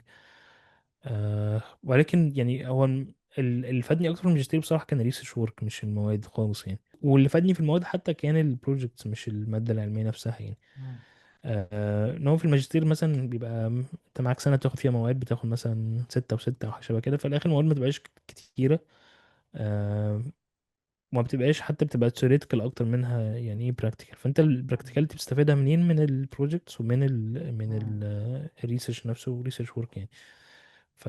فعشان كده بقول لك هو الماجستير بيبقى مفيد لو انت عايز تعمل ريسيرش، مم. عايز تطلع بيبرز. المواد نفسها مش شايف ان انت محتاج تروح تدرس مواد في جامعة يعني. ما يعني حتى حاسس مم. ان ده بشكل عام يعني في اي حتة، حاسس ان الحاجات الموجودة اونلاين غالبا هتكون احسن كمادة علمية. ان هو انت موجود افضل حاجات ممكن احسن. في العالم. اه يعني انت مثلا لو جبت كورس في ستانفورد اكيد هيبقى احسن من اغلب الكورسات اللي انت تاخدها في الماجستير سواء في مصر او بره حتى يعني. مش اه اه. انت جايب كورس مثلا من اعلى تاني او تالت جامعه في العالم، مدينه مثلا غالبا. حتى الكورسات بتاعت ستانفورد دي هو مش بيديها مثلا محاضر، لا ده بيجيب كذا حد من الاندستري مثلا، من مم. اللي شغالين في شركات كبيره وكده وبيجيبوا ساعات ناس اللي عامله الحاجه دي نفسها يعني. مثلا يجيب الشخص اللي عامل ترانسفورمر نفسه يشرحه مثلا. انت هتجيب ده منين في اي حاجه، في اي جامعه هتدرس فيها يعني؟ صعب انك تحقق ده يعني. ولكن اللي مم. تستفيد بيه هيكون المشاريع. انت الحاجات الاونلاين دي مش دايما هتعمل فيها مشاريعها. لو انت ماشي لوحدك مم. يعني اللي تستفيد بالمشاريع. هتستفيد بريسيرش وورك ده برضو صعب تعمله لوحدك، وان كان دلوقتي الدنيا بقت متاحه اكتر انك تعمل حاجه دي لوحدك يعني. ولكن يعني لو انت عايز تعمل ريسيرش هيكون مفيد. لكن فايدته بقى او اثره ايه على على سوق العمل بشكل عام؟ انت لو جبت واحد مع باتشلر وسنه خبره، ولا واحد معاه ماجستير ومعهوش ولا سنه خبره، اللي معاه باتشلر وسنه خبره هيبقى احسن. اوكي. آه، طب لو حد بقى يعني اوريدي بيشتغل داتا ساينتست بس عايز يعلي من مستواه اكتر، هل يفكر في الريسيرش ولا برضه مش قصدي يعني يفكر ان هو يعمل اه ده ماجستير وكده هيكون، ولا؟ ده ممكن يكون كويس يعني في في الحاله دي انت اوريدي معاك خبره. يا اما يعني ممكن تشتغل في ريسيرش، او يبقى حاجه مثلا ليها علاقه بالتوبيك اللي انت شغال فيه، او قريبه من النقطه بتاعتك. بس تشوف بقى ريسيرش يعني. فكره الريسيرش ان انت مين بتشتغل على تطوير المودلز، او ان انت بترين مودلز فروم سكراتش، الحته بقى اللي انت ممكن ما تكونش بتعملها قوي في الاندستري. فده امم. هيكون لطيف ليك يعني. وانت اصلا يعني المفروض الاوتبوت بتاع الماجستير او الدكتوراه ان انت يعني اظن اللي انا فاهمه يعني عن الدكتوراه ان انت بتطلع بقى ثيوري جديده او موديل جديد المفروض ان هو محدش عمله قبل كده، صح؟ هو يعني على حسب، في حاجه بتبقى ساعات يعني انت يا اما انت بتطلع حاجه جديده كده كده تمام. اه. بس يا اما بتطبق حاجه موجوده على حاجه جديده ما اتطبقتش قبل كده، فدي كده حاجه جديده يعني. انت مثلا بتاخد بس بتجيب ده مثلا. ماجستير صح؟ يعني ماجستير انت بتطبق على ممكن حاجه تعمل جديده. دكتوراه كده برضه يعني. ممكن في الدكتوراه اه. ممكن يبقى كده. انت مش يعني اصلا انت مش هتاخد حاجه زي ما هي وتطبقها، انت هتحتاج تعمل لها برضه تويكينج وتعمل لها يعني ايه. امم. ولكن في الاخر يعني في الاخر هيبقى في اوتبوت جديد، ان الحاجه دي ما شافتش الحاجه دي قبل كده، بس الحاجه دي كانت موجوده قبل كده في مجال تاني، فانت خدتها من مجال من الدومين التاني ده وطبقتها. دي حاجه تانية انت بتطور على موجود في نفس الدومين اللي انت شغال فيه. امم. آه، اوكي. فممكن طيب هل ممكن ده انت ممكن. بترشح جامعات معينة في أوروبا، في لو حد عايز يعني يعمل ماجستير برضه أو كده؟ هو في اوروبا مني يعني المانيا. يعني المانيا كويسه جدا. اه ألمانيا حلوة في الحتة دي؟ مم. المانيا كويسه. هو طبعا بص يعني خلينا نتفق ان انت عندك دلوقتي الدايسين جامد قوي في المجال هم امريكا والصين. الباقي بيجي بعديهم يعني. مم. سواء في التطور، في الامباكت، في السرعه، في كل حاجه يعني. مم. فالصين طبعا صعب ان هي مجتمع مختلف بس الصين أنا ما سمعتش حد راح درس في الصين خالص. اه ما بالظبط كده. الصين آه. صعبة شوية. آه. أمريكا الدنيا متاح فيها أكتر، وإن كان بحس إن هي أصعب شوية بسبب التنافس الشرس اللي هناك يعني. مم. من الآسيويين تحديدا يعني. الصين برضو والهند آه. والحاجات دي يعني. أوروبا مم. بحس إن هي يعني فريندلي أكتر معانا يعني. بيبقى أسهل شوية تطلع، بيبقى أسهل شوية تلاقي شغل، والدنيا فيها بتبقى أبسط يعني. فأنت في أوروبا عندك ألمانيا، عندك إنجلترا. مم. بعد كده في فرنسا برضه عامله شغل كويس قوي في الاي اي. فرنسا طلع مم. منها هاجن فيس، وطلع منها مايسترال لو تسمع عنه. عامله شغل كويس يعني. مم. المانيا بسبب ان هي فيها شركات كتير وستارت ابس كتيره، وفيها كذا جامعه برضو كويسه يعني. انجلترا برضو نفس الكلام، انجلترا طبعا فيها جامعات قويه جدا يعني. وان كان يعني اسمع ان السوق حاليا بقى ساتوريتد شويه، وان هم بيحاولوا يقللوا الناس اللي بتيجي يعني. اه انا سمعت اه القصه دي. مم. يعني دول برضو اسكندنافيه بشكل عام، السويد، فنلندا، الدنمارك، النرويج، مم. برضو يعني بيحاولوا ان هم الاي تي في الحاجات دي كويس يعني عامه. مم. ممكن مم. يعني ممكن ما بيعملوش بريك ثروز في الاي اي مثلا، يعني مش بيطلعوا مثلا احسن موديل بيعمل كذا، ولكن في الاخر هتلاقي الاي تي انفراستراكشر قوي جدا، وهتلاقي في شركات وستارت ابس كتير بتعمل حاجات كويسه. مم. لو انت عايز تعمل بريك ثروز يعني عايز تشتغل مثلا على نيكست ديب سيك او نيكست مم. اوبن اي اي، فانت هتروح يعني امريكا او الصين مينلي يعني. امريكا والصين طبعا ما فيهاش كلام. يعني اوروبا حاليا الى حد ما متاخره، ولكن اوروبا انا شايف ان هي كويسه في الجزء بتاع الاستخدام، وجزء البيلد ابلكيشنز بالحاجات دي. مم. وفي نفس الوقت بحس ان الدنيا فيها يعني ايه، ما فيهاش نفس الضغط بتاع امريكا بصراحه. الدنيا فيها هاديه الدنيا فيها هاديه شويه، هتلاقي ممكن فيها شغل، فيها توازن شويه في الحياه بتاع. اه آه، اه. الخليج طبعا يعني ايه، يعني لو هنتكلم برضه على اماكن مكسر فيها الخليج دلوقتي. انا عن نفسي صراحه يعني ايه، في مايلستون كده معينه عايز اخلصها هنا، وعايز اروح على مم. الخليج برضه. ايوه. آه، ف فانا شايف السعوديه بقى ان ولا الامارات ولا؟ والله يعني عايز اروح قطر بس يعني اللي ربنا يجيبه كله كويس يعني. بس عايز ايوه اروح الخليج بصراحه. ايوه. الخليج حاليا فيه استثمارات كويسه جدا في فالاجانب كلهم عايزين يروحوا الخليج دلوقتي، يعني عايز اقول اصلا لك في يعني. انجلترا كانوا لسه عاملين احصائيه، مش عارف 10,000 مليونير هاجر من انجلترا لدبي. ايوه عشان ما فيش وكتير ضرايب، جدا. اه زيرو بالظبط. تاكس. فدي حاجه يعني هنا الضرايب في اوروبا عامه عبيطه يعني. وبعدين الضرايب على مم. البيزنس اعبط كمان من الضريبه الشخصيه يعني. حاجه فانت لا ممكن حاجه. تدفع 60% من الانكم بتاع الشركه في الضريبه وبتاع. فهو طبعا هيبقى عايز يروح. وحاليا سواء الامارات او السعوديه عاملين شغل كويس قوي في الاي اي. حتى الامارات فيها كذا حاجه كويس، في اللي هي محمد بن زايد يونيفرستي بتاع الفور اي اي. والسعوديه برضو فيها كذا كذا شركه وكذا ستارت اب كويسين. فيها اظن بعد الزياره الاخيره دي بتاعت نفيديا كان عامل مشروع اللي هو يومين ده، برضه هيبقى فيه بوتنشال كويس. مم. قطر برضه فيها حاجات كويسه في الجينيريتيف اي اي والاي اي. بس هي قطر بحسها صغيره شويه يعني، هي صغيره فالفرص فيها قليله اكتر من السعوديه والامارات يعني. لا ده لكن حقيقي. الخليج يعني برضو في طالع بوتنشال الفترة كويس قوي. الجاية. عايزينك تكلمنا بقى على حتة ومش عارف دي هتبقى مرتبطة ان انا اعرف الاقي شغل ولا لا، لو حد يعني بيدور على شغل في داتا ساينس. انا لقيتك ما شاء الله بتكتب كتير على لينكد ان، تكتب على ميديم والحاجات دي. آه، اولا الكتابة دي انت يعني بتساعدك ازاي في الكارير بتاعك؟ وهل هي بتساعد في ان انت تلاقي شغل ولا لا بشكل عام يعني؟ جميل. يعني خلينا نبدا. اول نقطه، هل هي بتساعدني ازاي؟ يعني انا لما ابتديت بصراحه كنت كان عندي هدفين منها. اول حاجه ان انا يعني ايه، افهم اكتر الحاجه اللي انا شغال عليها. او لما بتكتب انت لحد ما بتستحضر المعلومه بعد كده بشكل اسرع. مم. آه، تحاول تكتب على مواضيع جديدة، فبتضطر انت تطبق بإيدك. فبرضه بتحاول انت يعني ايه، تكيب تراك مع الحاجات الجديدة اللي بتحصل وتجربها بإيدك. حتى لو يعني انت مش لازم كل حاجة تروح تجربها تبني بيها برودكت كامل او كده، ولكن ساعات بيبقى مفيد ان انت يعني ايه، تجربها على ديمو بروجكت او على حاجة بسيطة يعني، بحيث تبقى خدت فكرة كويسة وتشرحها بعد كده، فده بيبقى مفيد يعني. بالنسبة للفرص فهي يعني 100% بتفتح فرص كويسة. خاصة ان انت يعني ايه، لو استمريت يعني مش هيفتح لك فرصة لو كتبت مقال او اتنين.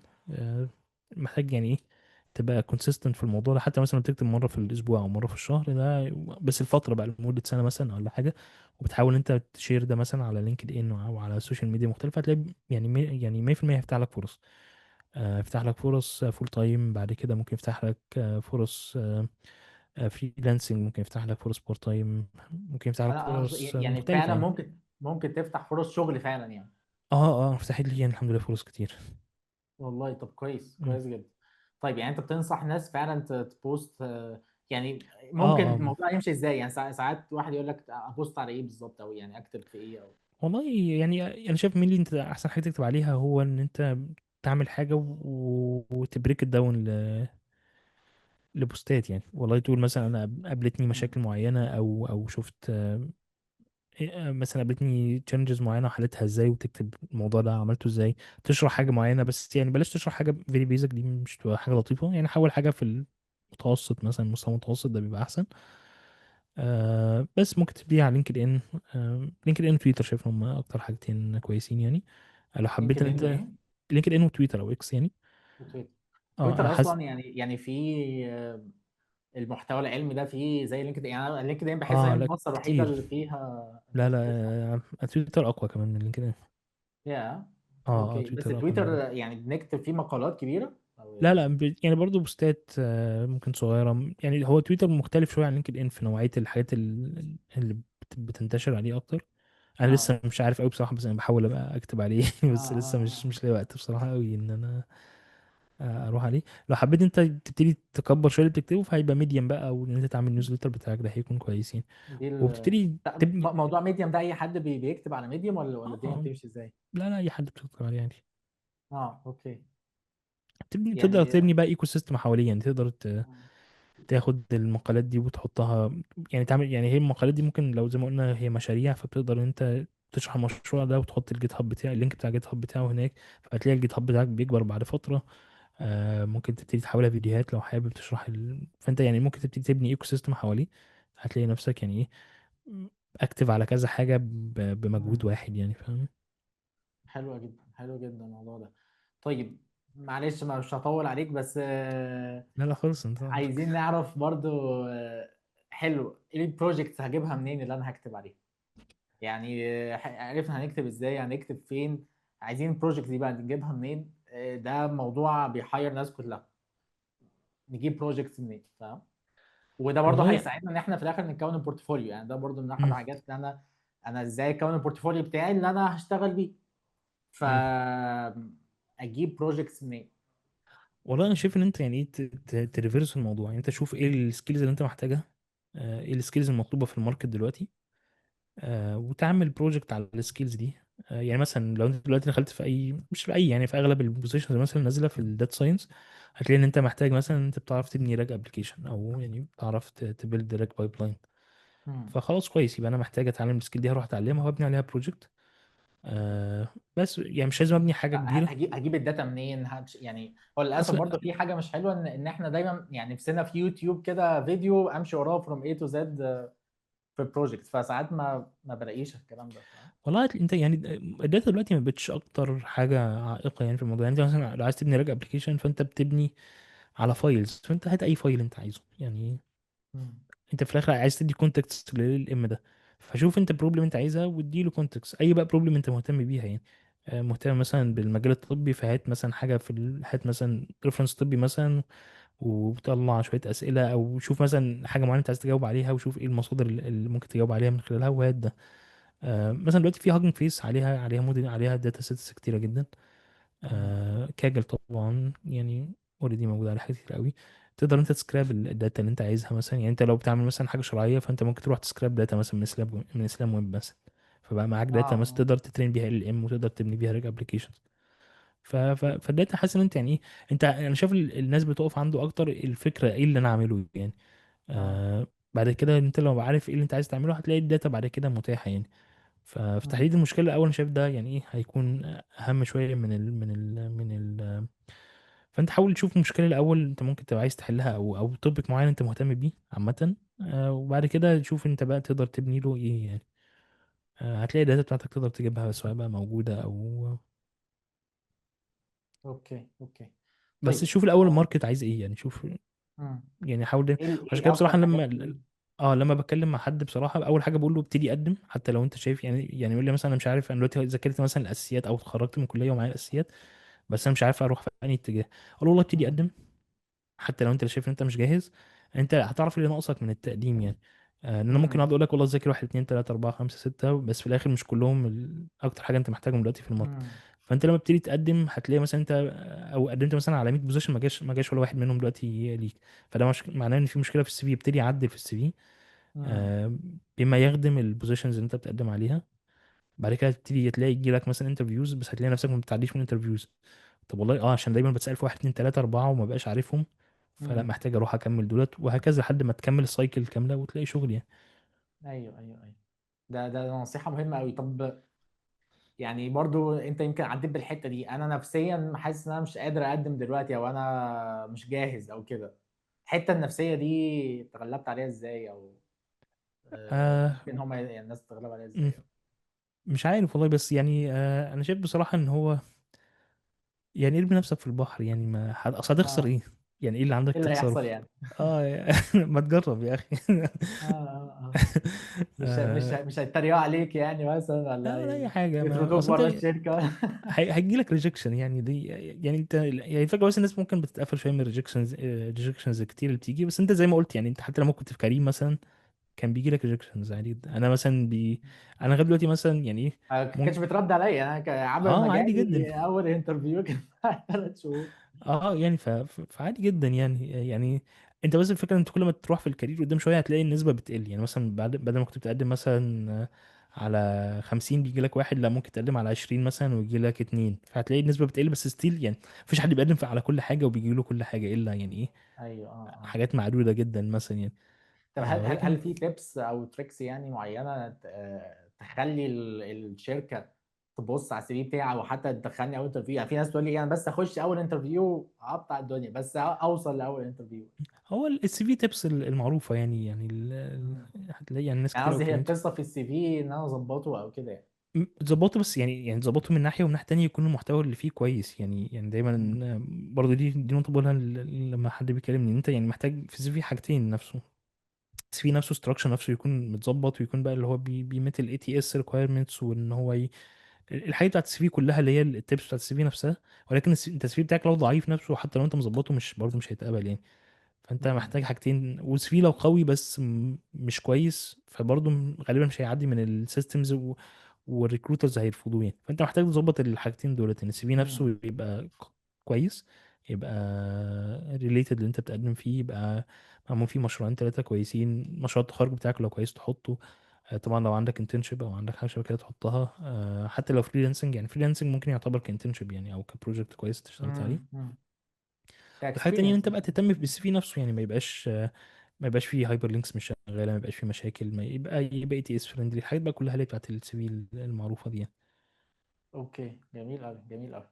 طيب تدينا نصيحة أخيرة كده لشخص لسه مثلا عايز يعني فريش جرادويت وعايز يخش مجال الداتا ساينس، يعمل ايه؟ عايزين نصيحة برضو للي عايز يشفت يعني. مم. مش عارف انت واجهت برضو الاودينس دول ولا لأ؟ لو حد عايز يشفت كارير يروح للداتا ساينس، يعمل ايه وهو مم. بقاله 5 6 سنين شغال في حاجة تانية؟ انا شفت كذا نموذج من ده، يعني شفت كذا حد كده وعارف يشفت يعني. بس هو بصراحه ما كانش لوحده يعني في الاغلب. آه، اغلبهم مثلا كان بيخش اي تي اي، او كان بيخش مثلا دبلومه معينه، بحيث دي مم. بتنجزك اكتر بصراحه، وان كانت هي ممكن يعني مش هتنجزك 100%، ولكن هتنجزك مثلا 60% او 70% في فتره مم. صغيره يعني.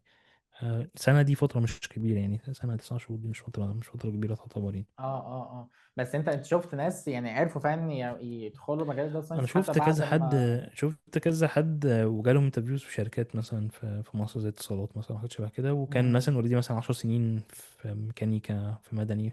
يا مم. اه شفت حاجات شبه كده يعني. انا مش مستحضر بصراحه التجارب بتاعت الناس كلها كانت ايه، بس يعني المستحضر ان هو كان مثلا ذاكر، خد دبلومه او خد بوت كامب، او خد حاجه مثلا ايه 9 شهور دي مثلا، سواء اي تي اي او حاجه من بره خالص، بس في مراكز في دي حاجات شبه كده. وطبعا بيبقى بيذاكر بقى لوحده، بيعمل مشاريع لوحده بعد كده، وبيبتدي يقدم وبيجي شغل بعد كده. بس طبعا بيبقى الرحله بتبقى اطول شويه من لو حد اوريدي مثلا يعني فريش جرادويت، او مثلا مم. بيشفت من كمبيوتر. طبعا شفت كمبيوتر ساينس ده ما بحسوش شفت قوي، يعني بحس ان انت يعني شغال سوفت وير ديفلوبر مثلا، بعد كده شفت ناحيه الجينيريتيف اي اي او كده، ان هو مش في قوي يعني تشابه اه. كبير قوي يعني. ما انت ايوه اه. هتذاكر شويه حاجات ناقصاك وتكمل، لكن ما بحسوش شفت يعني. شفت الحقيقي اللي هو ايوه مثلا حد بيبقى مدني او ميكانيكا، او ده اللي انا اقصده مش اه اه اه اه. مش مش بس مش كويس انجينيرنج يعني اصل خالص. دي رساله امل، لان في ناس كتير تقول لك ايه ما. يعني لسه واحد بعت لي بيقول انا عندي 31 سنه، هل اقدر اخش مثلا مجال الداتا ولا لا؟ مم. فلا عادي يعني الناس بتخش يعني. طيب لو حد فريش بقى، لو حد بس فريش تجربتي جرادويت. بتبقى اصعب للامانه يعني، بس يعني تجربتي بتبقى اصعب.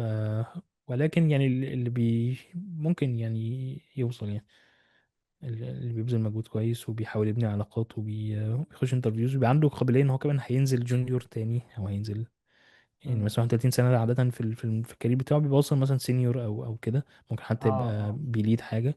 فهو يبقى عنده قابلية ان هو هينزل تاني وهي بس هينزل آه، في البوزيشن، بس كسالري وايز يعني مرتبات داتا بالظبط ساينس بالظبط. برضه هو انت تنزل يعني بالظبط، بس في ناس خلاص يعني ممكن يعني مثلا ممكن يبقى صعب عليك مثلا بعد ما بقيت مثلا بتليد ناس ان انت تنزل تحت خالص تاني اه وتبقى اوكي. عليك كذا ليدنج لاير بعد كده، فمش دايما الناس ممكن تتقبل الحتة دي يعني. ايوه. في حاجات يعني، بس دي ما اعرفش مدى يعني ايه قابليتها، بس دي برضه من الحاجات اللي بنصح بيها الناس، ما اعرفش بقى بيعرفوا يطبقوا الموضوع ده ولا لا. إن انت تحاول تبقى يعني ايه، بما انك انت عندك دومين نولج في حته، فان انت لو درست اي اي فتقدر يعني ايه تبقى كونسلتنت امم. اكتر في الحته دي او كده. بس ما اعرفش بقى يعني الناس بتقدر تاخد ده امم. لانهي مدى يعني او انهي بعد يعني. آه بس يعني فكره الكونسلتنت هي مبنيه على كده اكتر، ان انت بتبقى معاك دومين نولج في حته ومعاك الاي اي نولج، وبالتالي امم. ناس عندها عايز تعمل مشاريع مثلا في الحته دي، فبيبقى عايز اكسبرت جامع بين الحاجتين، فده بالظبط. بيبقى كويس يعني. هو يعني اظن ده تطور طبيعي المفروض لحد، بس بحيث الكونسلتيشن مجاله مش سهل امم الواحد يدخل فيه يعني. بالظبط بالظبط بالظبط. ممكن صعب شويه. طيب لو واحد فريش نصيحتك يقدم على طول بقى ويشوف ايه اللي ناقصه. اه انا شايف ان انت كل ما تخش على الماركت اسرع كل ما هيبقى افضل ليك يعني. حتى لو يعني لو ما دخلتش، انا شايف الاي تي اي بصراحه بتنجز كتير، بس الاي تي اي في الاخر محدوده لعدد من الناس يعني. لو انت اتخرجت مثلا ولسه يعني ايه، لسه مش حاسس ان انت ما بذلتش يعني انت لو بذلت مجهود كويس في الكليه تقدر ان انت تنجز بعد التخرج على طول. يعني مش كده بيبقى احسن ان انت يعني تحاول تركز اثناء فتره الكليه، يعني تذاكر المواد او تذاكر التوبكس بشكل كويس، تشتغل على مشروع التخرج بشكل كويس، ساعتها انت جاهز تقدم صراحه على الاندستري على طول يعني. لكن انت لو اتخرجت وحاسس ان انت لسه يعني كنت مقصر شويه في الكليه او ما عملتش مشاريع كويسه او كده، فانت قدامك يا اما تخش اي تي اي، ده هيبقى يعني مسار المحلد الانجز، ولكن ده مش متاح للناس كلها. المسار التاني بصراحة أنا شايف إن أنت بتبتدي تخش على الماركت تشوف والله أنا الأغلب شغلانات مثلا محتاجة واحد اتنين تلاتة أربعة، وأنا ناقصني الحاجات دي. ببتدي أظبط السي في وأقدم وأنا بذاكر، ما استناش إن أنا أذاكر مثلا وما أقدمش خالص. إن أنت تلاقي إن أنت ممكن يجي يعني إيه، ساعات كتير بيبقى مثلا الجوب ريكويرمنتس فيها حاجات، ولكن مش كلها بتبقى مطلوبة في الانترفيو، أو مش كلها بتبقى بيحاسبوا عليها، أو ممكن تتقبل وأنت معكش الحاجات دي كلها امم. يعني. فما تستناش ان انت تقول لا والله انا هاخد سنتين بذاكر لوحدي وبعد كده ابتدي اشوف الاندستري. هتلاقي ان انت عبال ما تخلص السنتين دي الاندستري اتغيرت. يعني لو كان حد مثلا في 2023 اه قال ان انا هستنى اذاكر واخش 2025، هيلاقي بقى ان في ست اوف سكيلز تانية خالص الى حد ما مطلوبة يعني. ف... بتظهر فلا قدم وانت بتذاكر يعني، ما تستناش يعني مم. خدها ايتريشنز كده. شوف اللي ايوه ناقصك حسنه وذاكره وحطه في السي في وقدم، شوف اللي ناقصك لحد ما تبني الايتريشن دي بشكل كامل ايوه يعني. ايوه ايوه. وهتلاقي الموضوع ممكن يمشي اسرع شويه من اللي انت متصوره، ولكن يعني ايه خلي قلبك جامد بصراحه وتقبل الريجكشنز بصدر رحب يعني. عادي جدا، الناس كلها مم. بتتقبل، الناس كلها قصدي بتترفض عادي جدا. عادي والله اه اه فعلا. في اي مرحله وفي اي مستوى مم. وعادي جدا يعني. آه، ما طيب تخليهاش اثر والله فيك يعني. المستعان. يعني انت نورتنا جدا يا اي استاذ يوسف هندسه. النهارده. ربنا خدنا من يكرمك، ربنا وقتك يقعد بيك كتير. والله. وربنا يعينك يا متصور الزحمه بتاعت البي اتش دي مع الشغل مع ربنا الحياه مع يبارك لك يا رب. كده. مع الرايتنج ما شاء الله البوستات يعني عايزك برضو انت ايه تدينا كده لينكات بقى نتابعك سواء على اكيد لينكد اكيد ان من سواء عينيا. على ميديم سواء على الناس بقى ربنا يهديها في مصر وتتابع ايميلات بقى. الجو بتاعتك.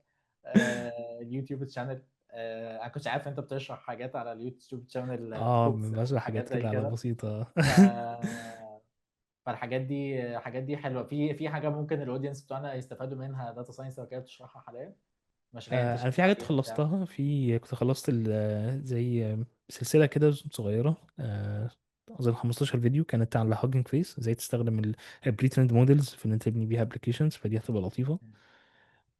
دلوقتي بشرح كتاب اللي هو بيلد ال ام فروم سكراتش، فده لو حد عايز يفهم ال ام شغاله ازاي بيحصل لها تريننج من البدايه حلو قوي. خالص، او المين كومبوننتس بتاعتها وكده. احنا في الشابتر التالت دلوقتي من 7 يعني، بعد ما نخلص الشابتر التالت ده اكبر شابتر في الكتاب، فلما نخلصه وخلصنا تقريبا نص الكتاب ما شاء الله. فده كويس برضه يعني.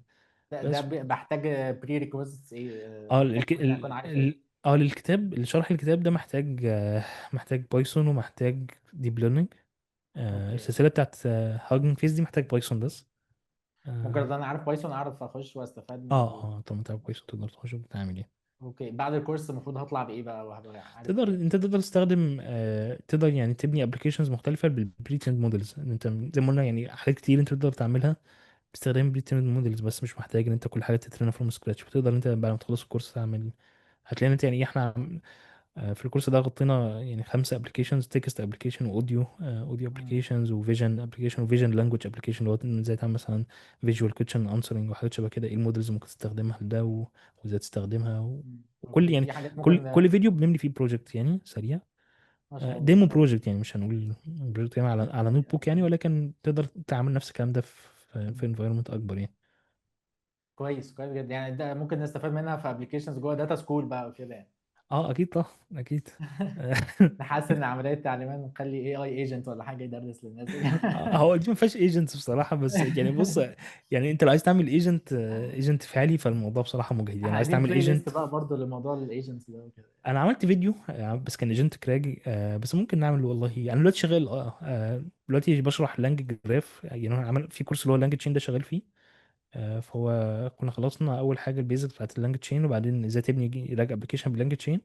والجزء الثالث كان ازاي تبني ايجنتك ابلكيشن باستخدام لانج جراف. فاحنا شغالين في الجزء الثالث ده. نزلت اوكي. فيه 3 فيديوهات اظن، ولسه ممكن فاضل 5 او 6. مم. بس يعني انا بنزل على فترات متباعده شويه. مش عارف اوكي. ابقى فيري لا، كونسيستنت يعني، ربنا بس يعينك. كويس انت بحاول تنزل كده يعني، كل كتر اسبوع انزل خيرك فيديو يعني. على الاقل في اي حاجه من الحاجات دي يعني. لا لا، كتر فربنا خيرك ييسر يا والله. رب. ربنا يبارك فيك يا رب. امين يا رب، ربنا يبارك واشوفك لك يا على رب. خير كده ان شاء الله، ما تيجي اه مصر احنا بس لينا حلقه سوا ان شاء الله. ادينا رنة كده. لينا لينا ان شاء حلقه سوا الله. بقى عندي ان شاء الله. الله المستعان، ان شاء الله ان شاء الله.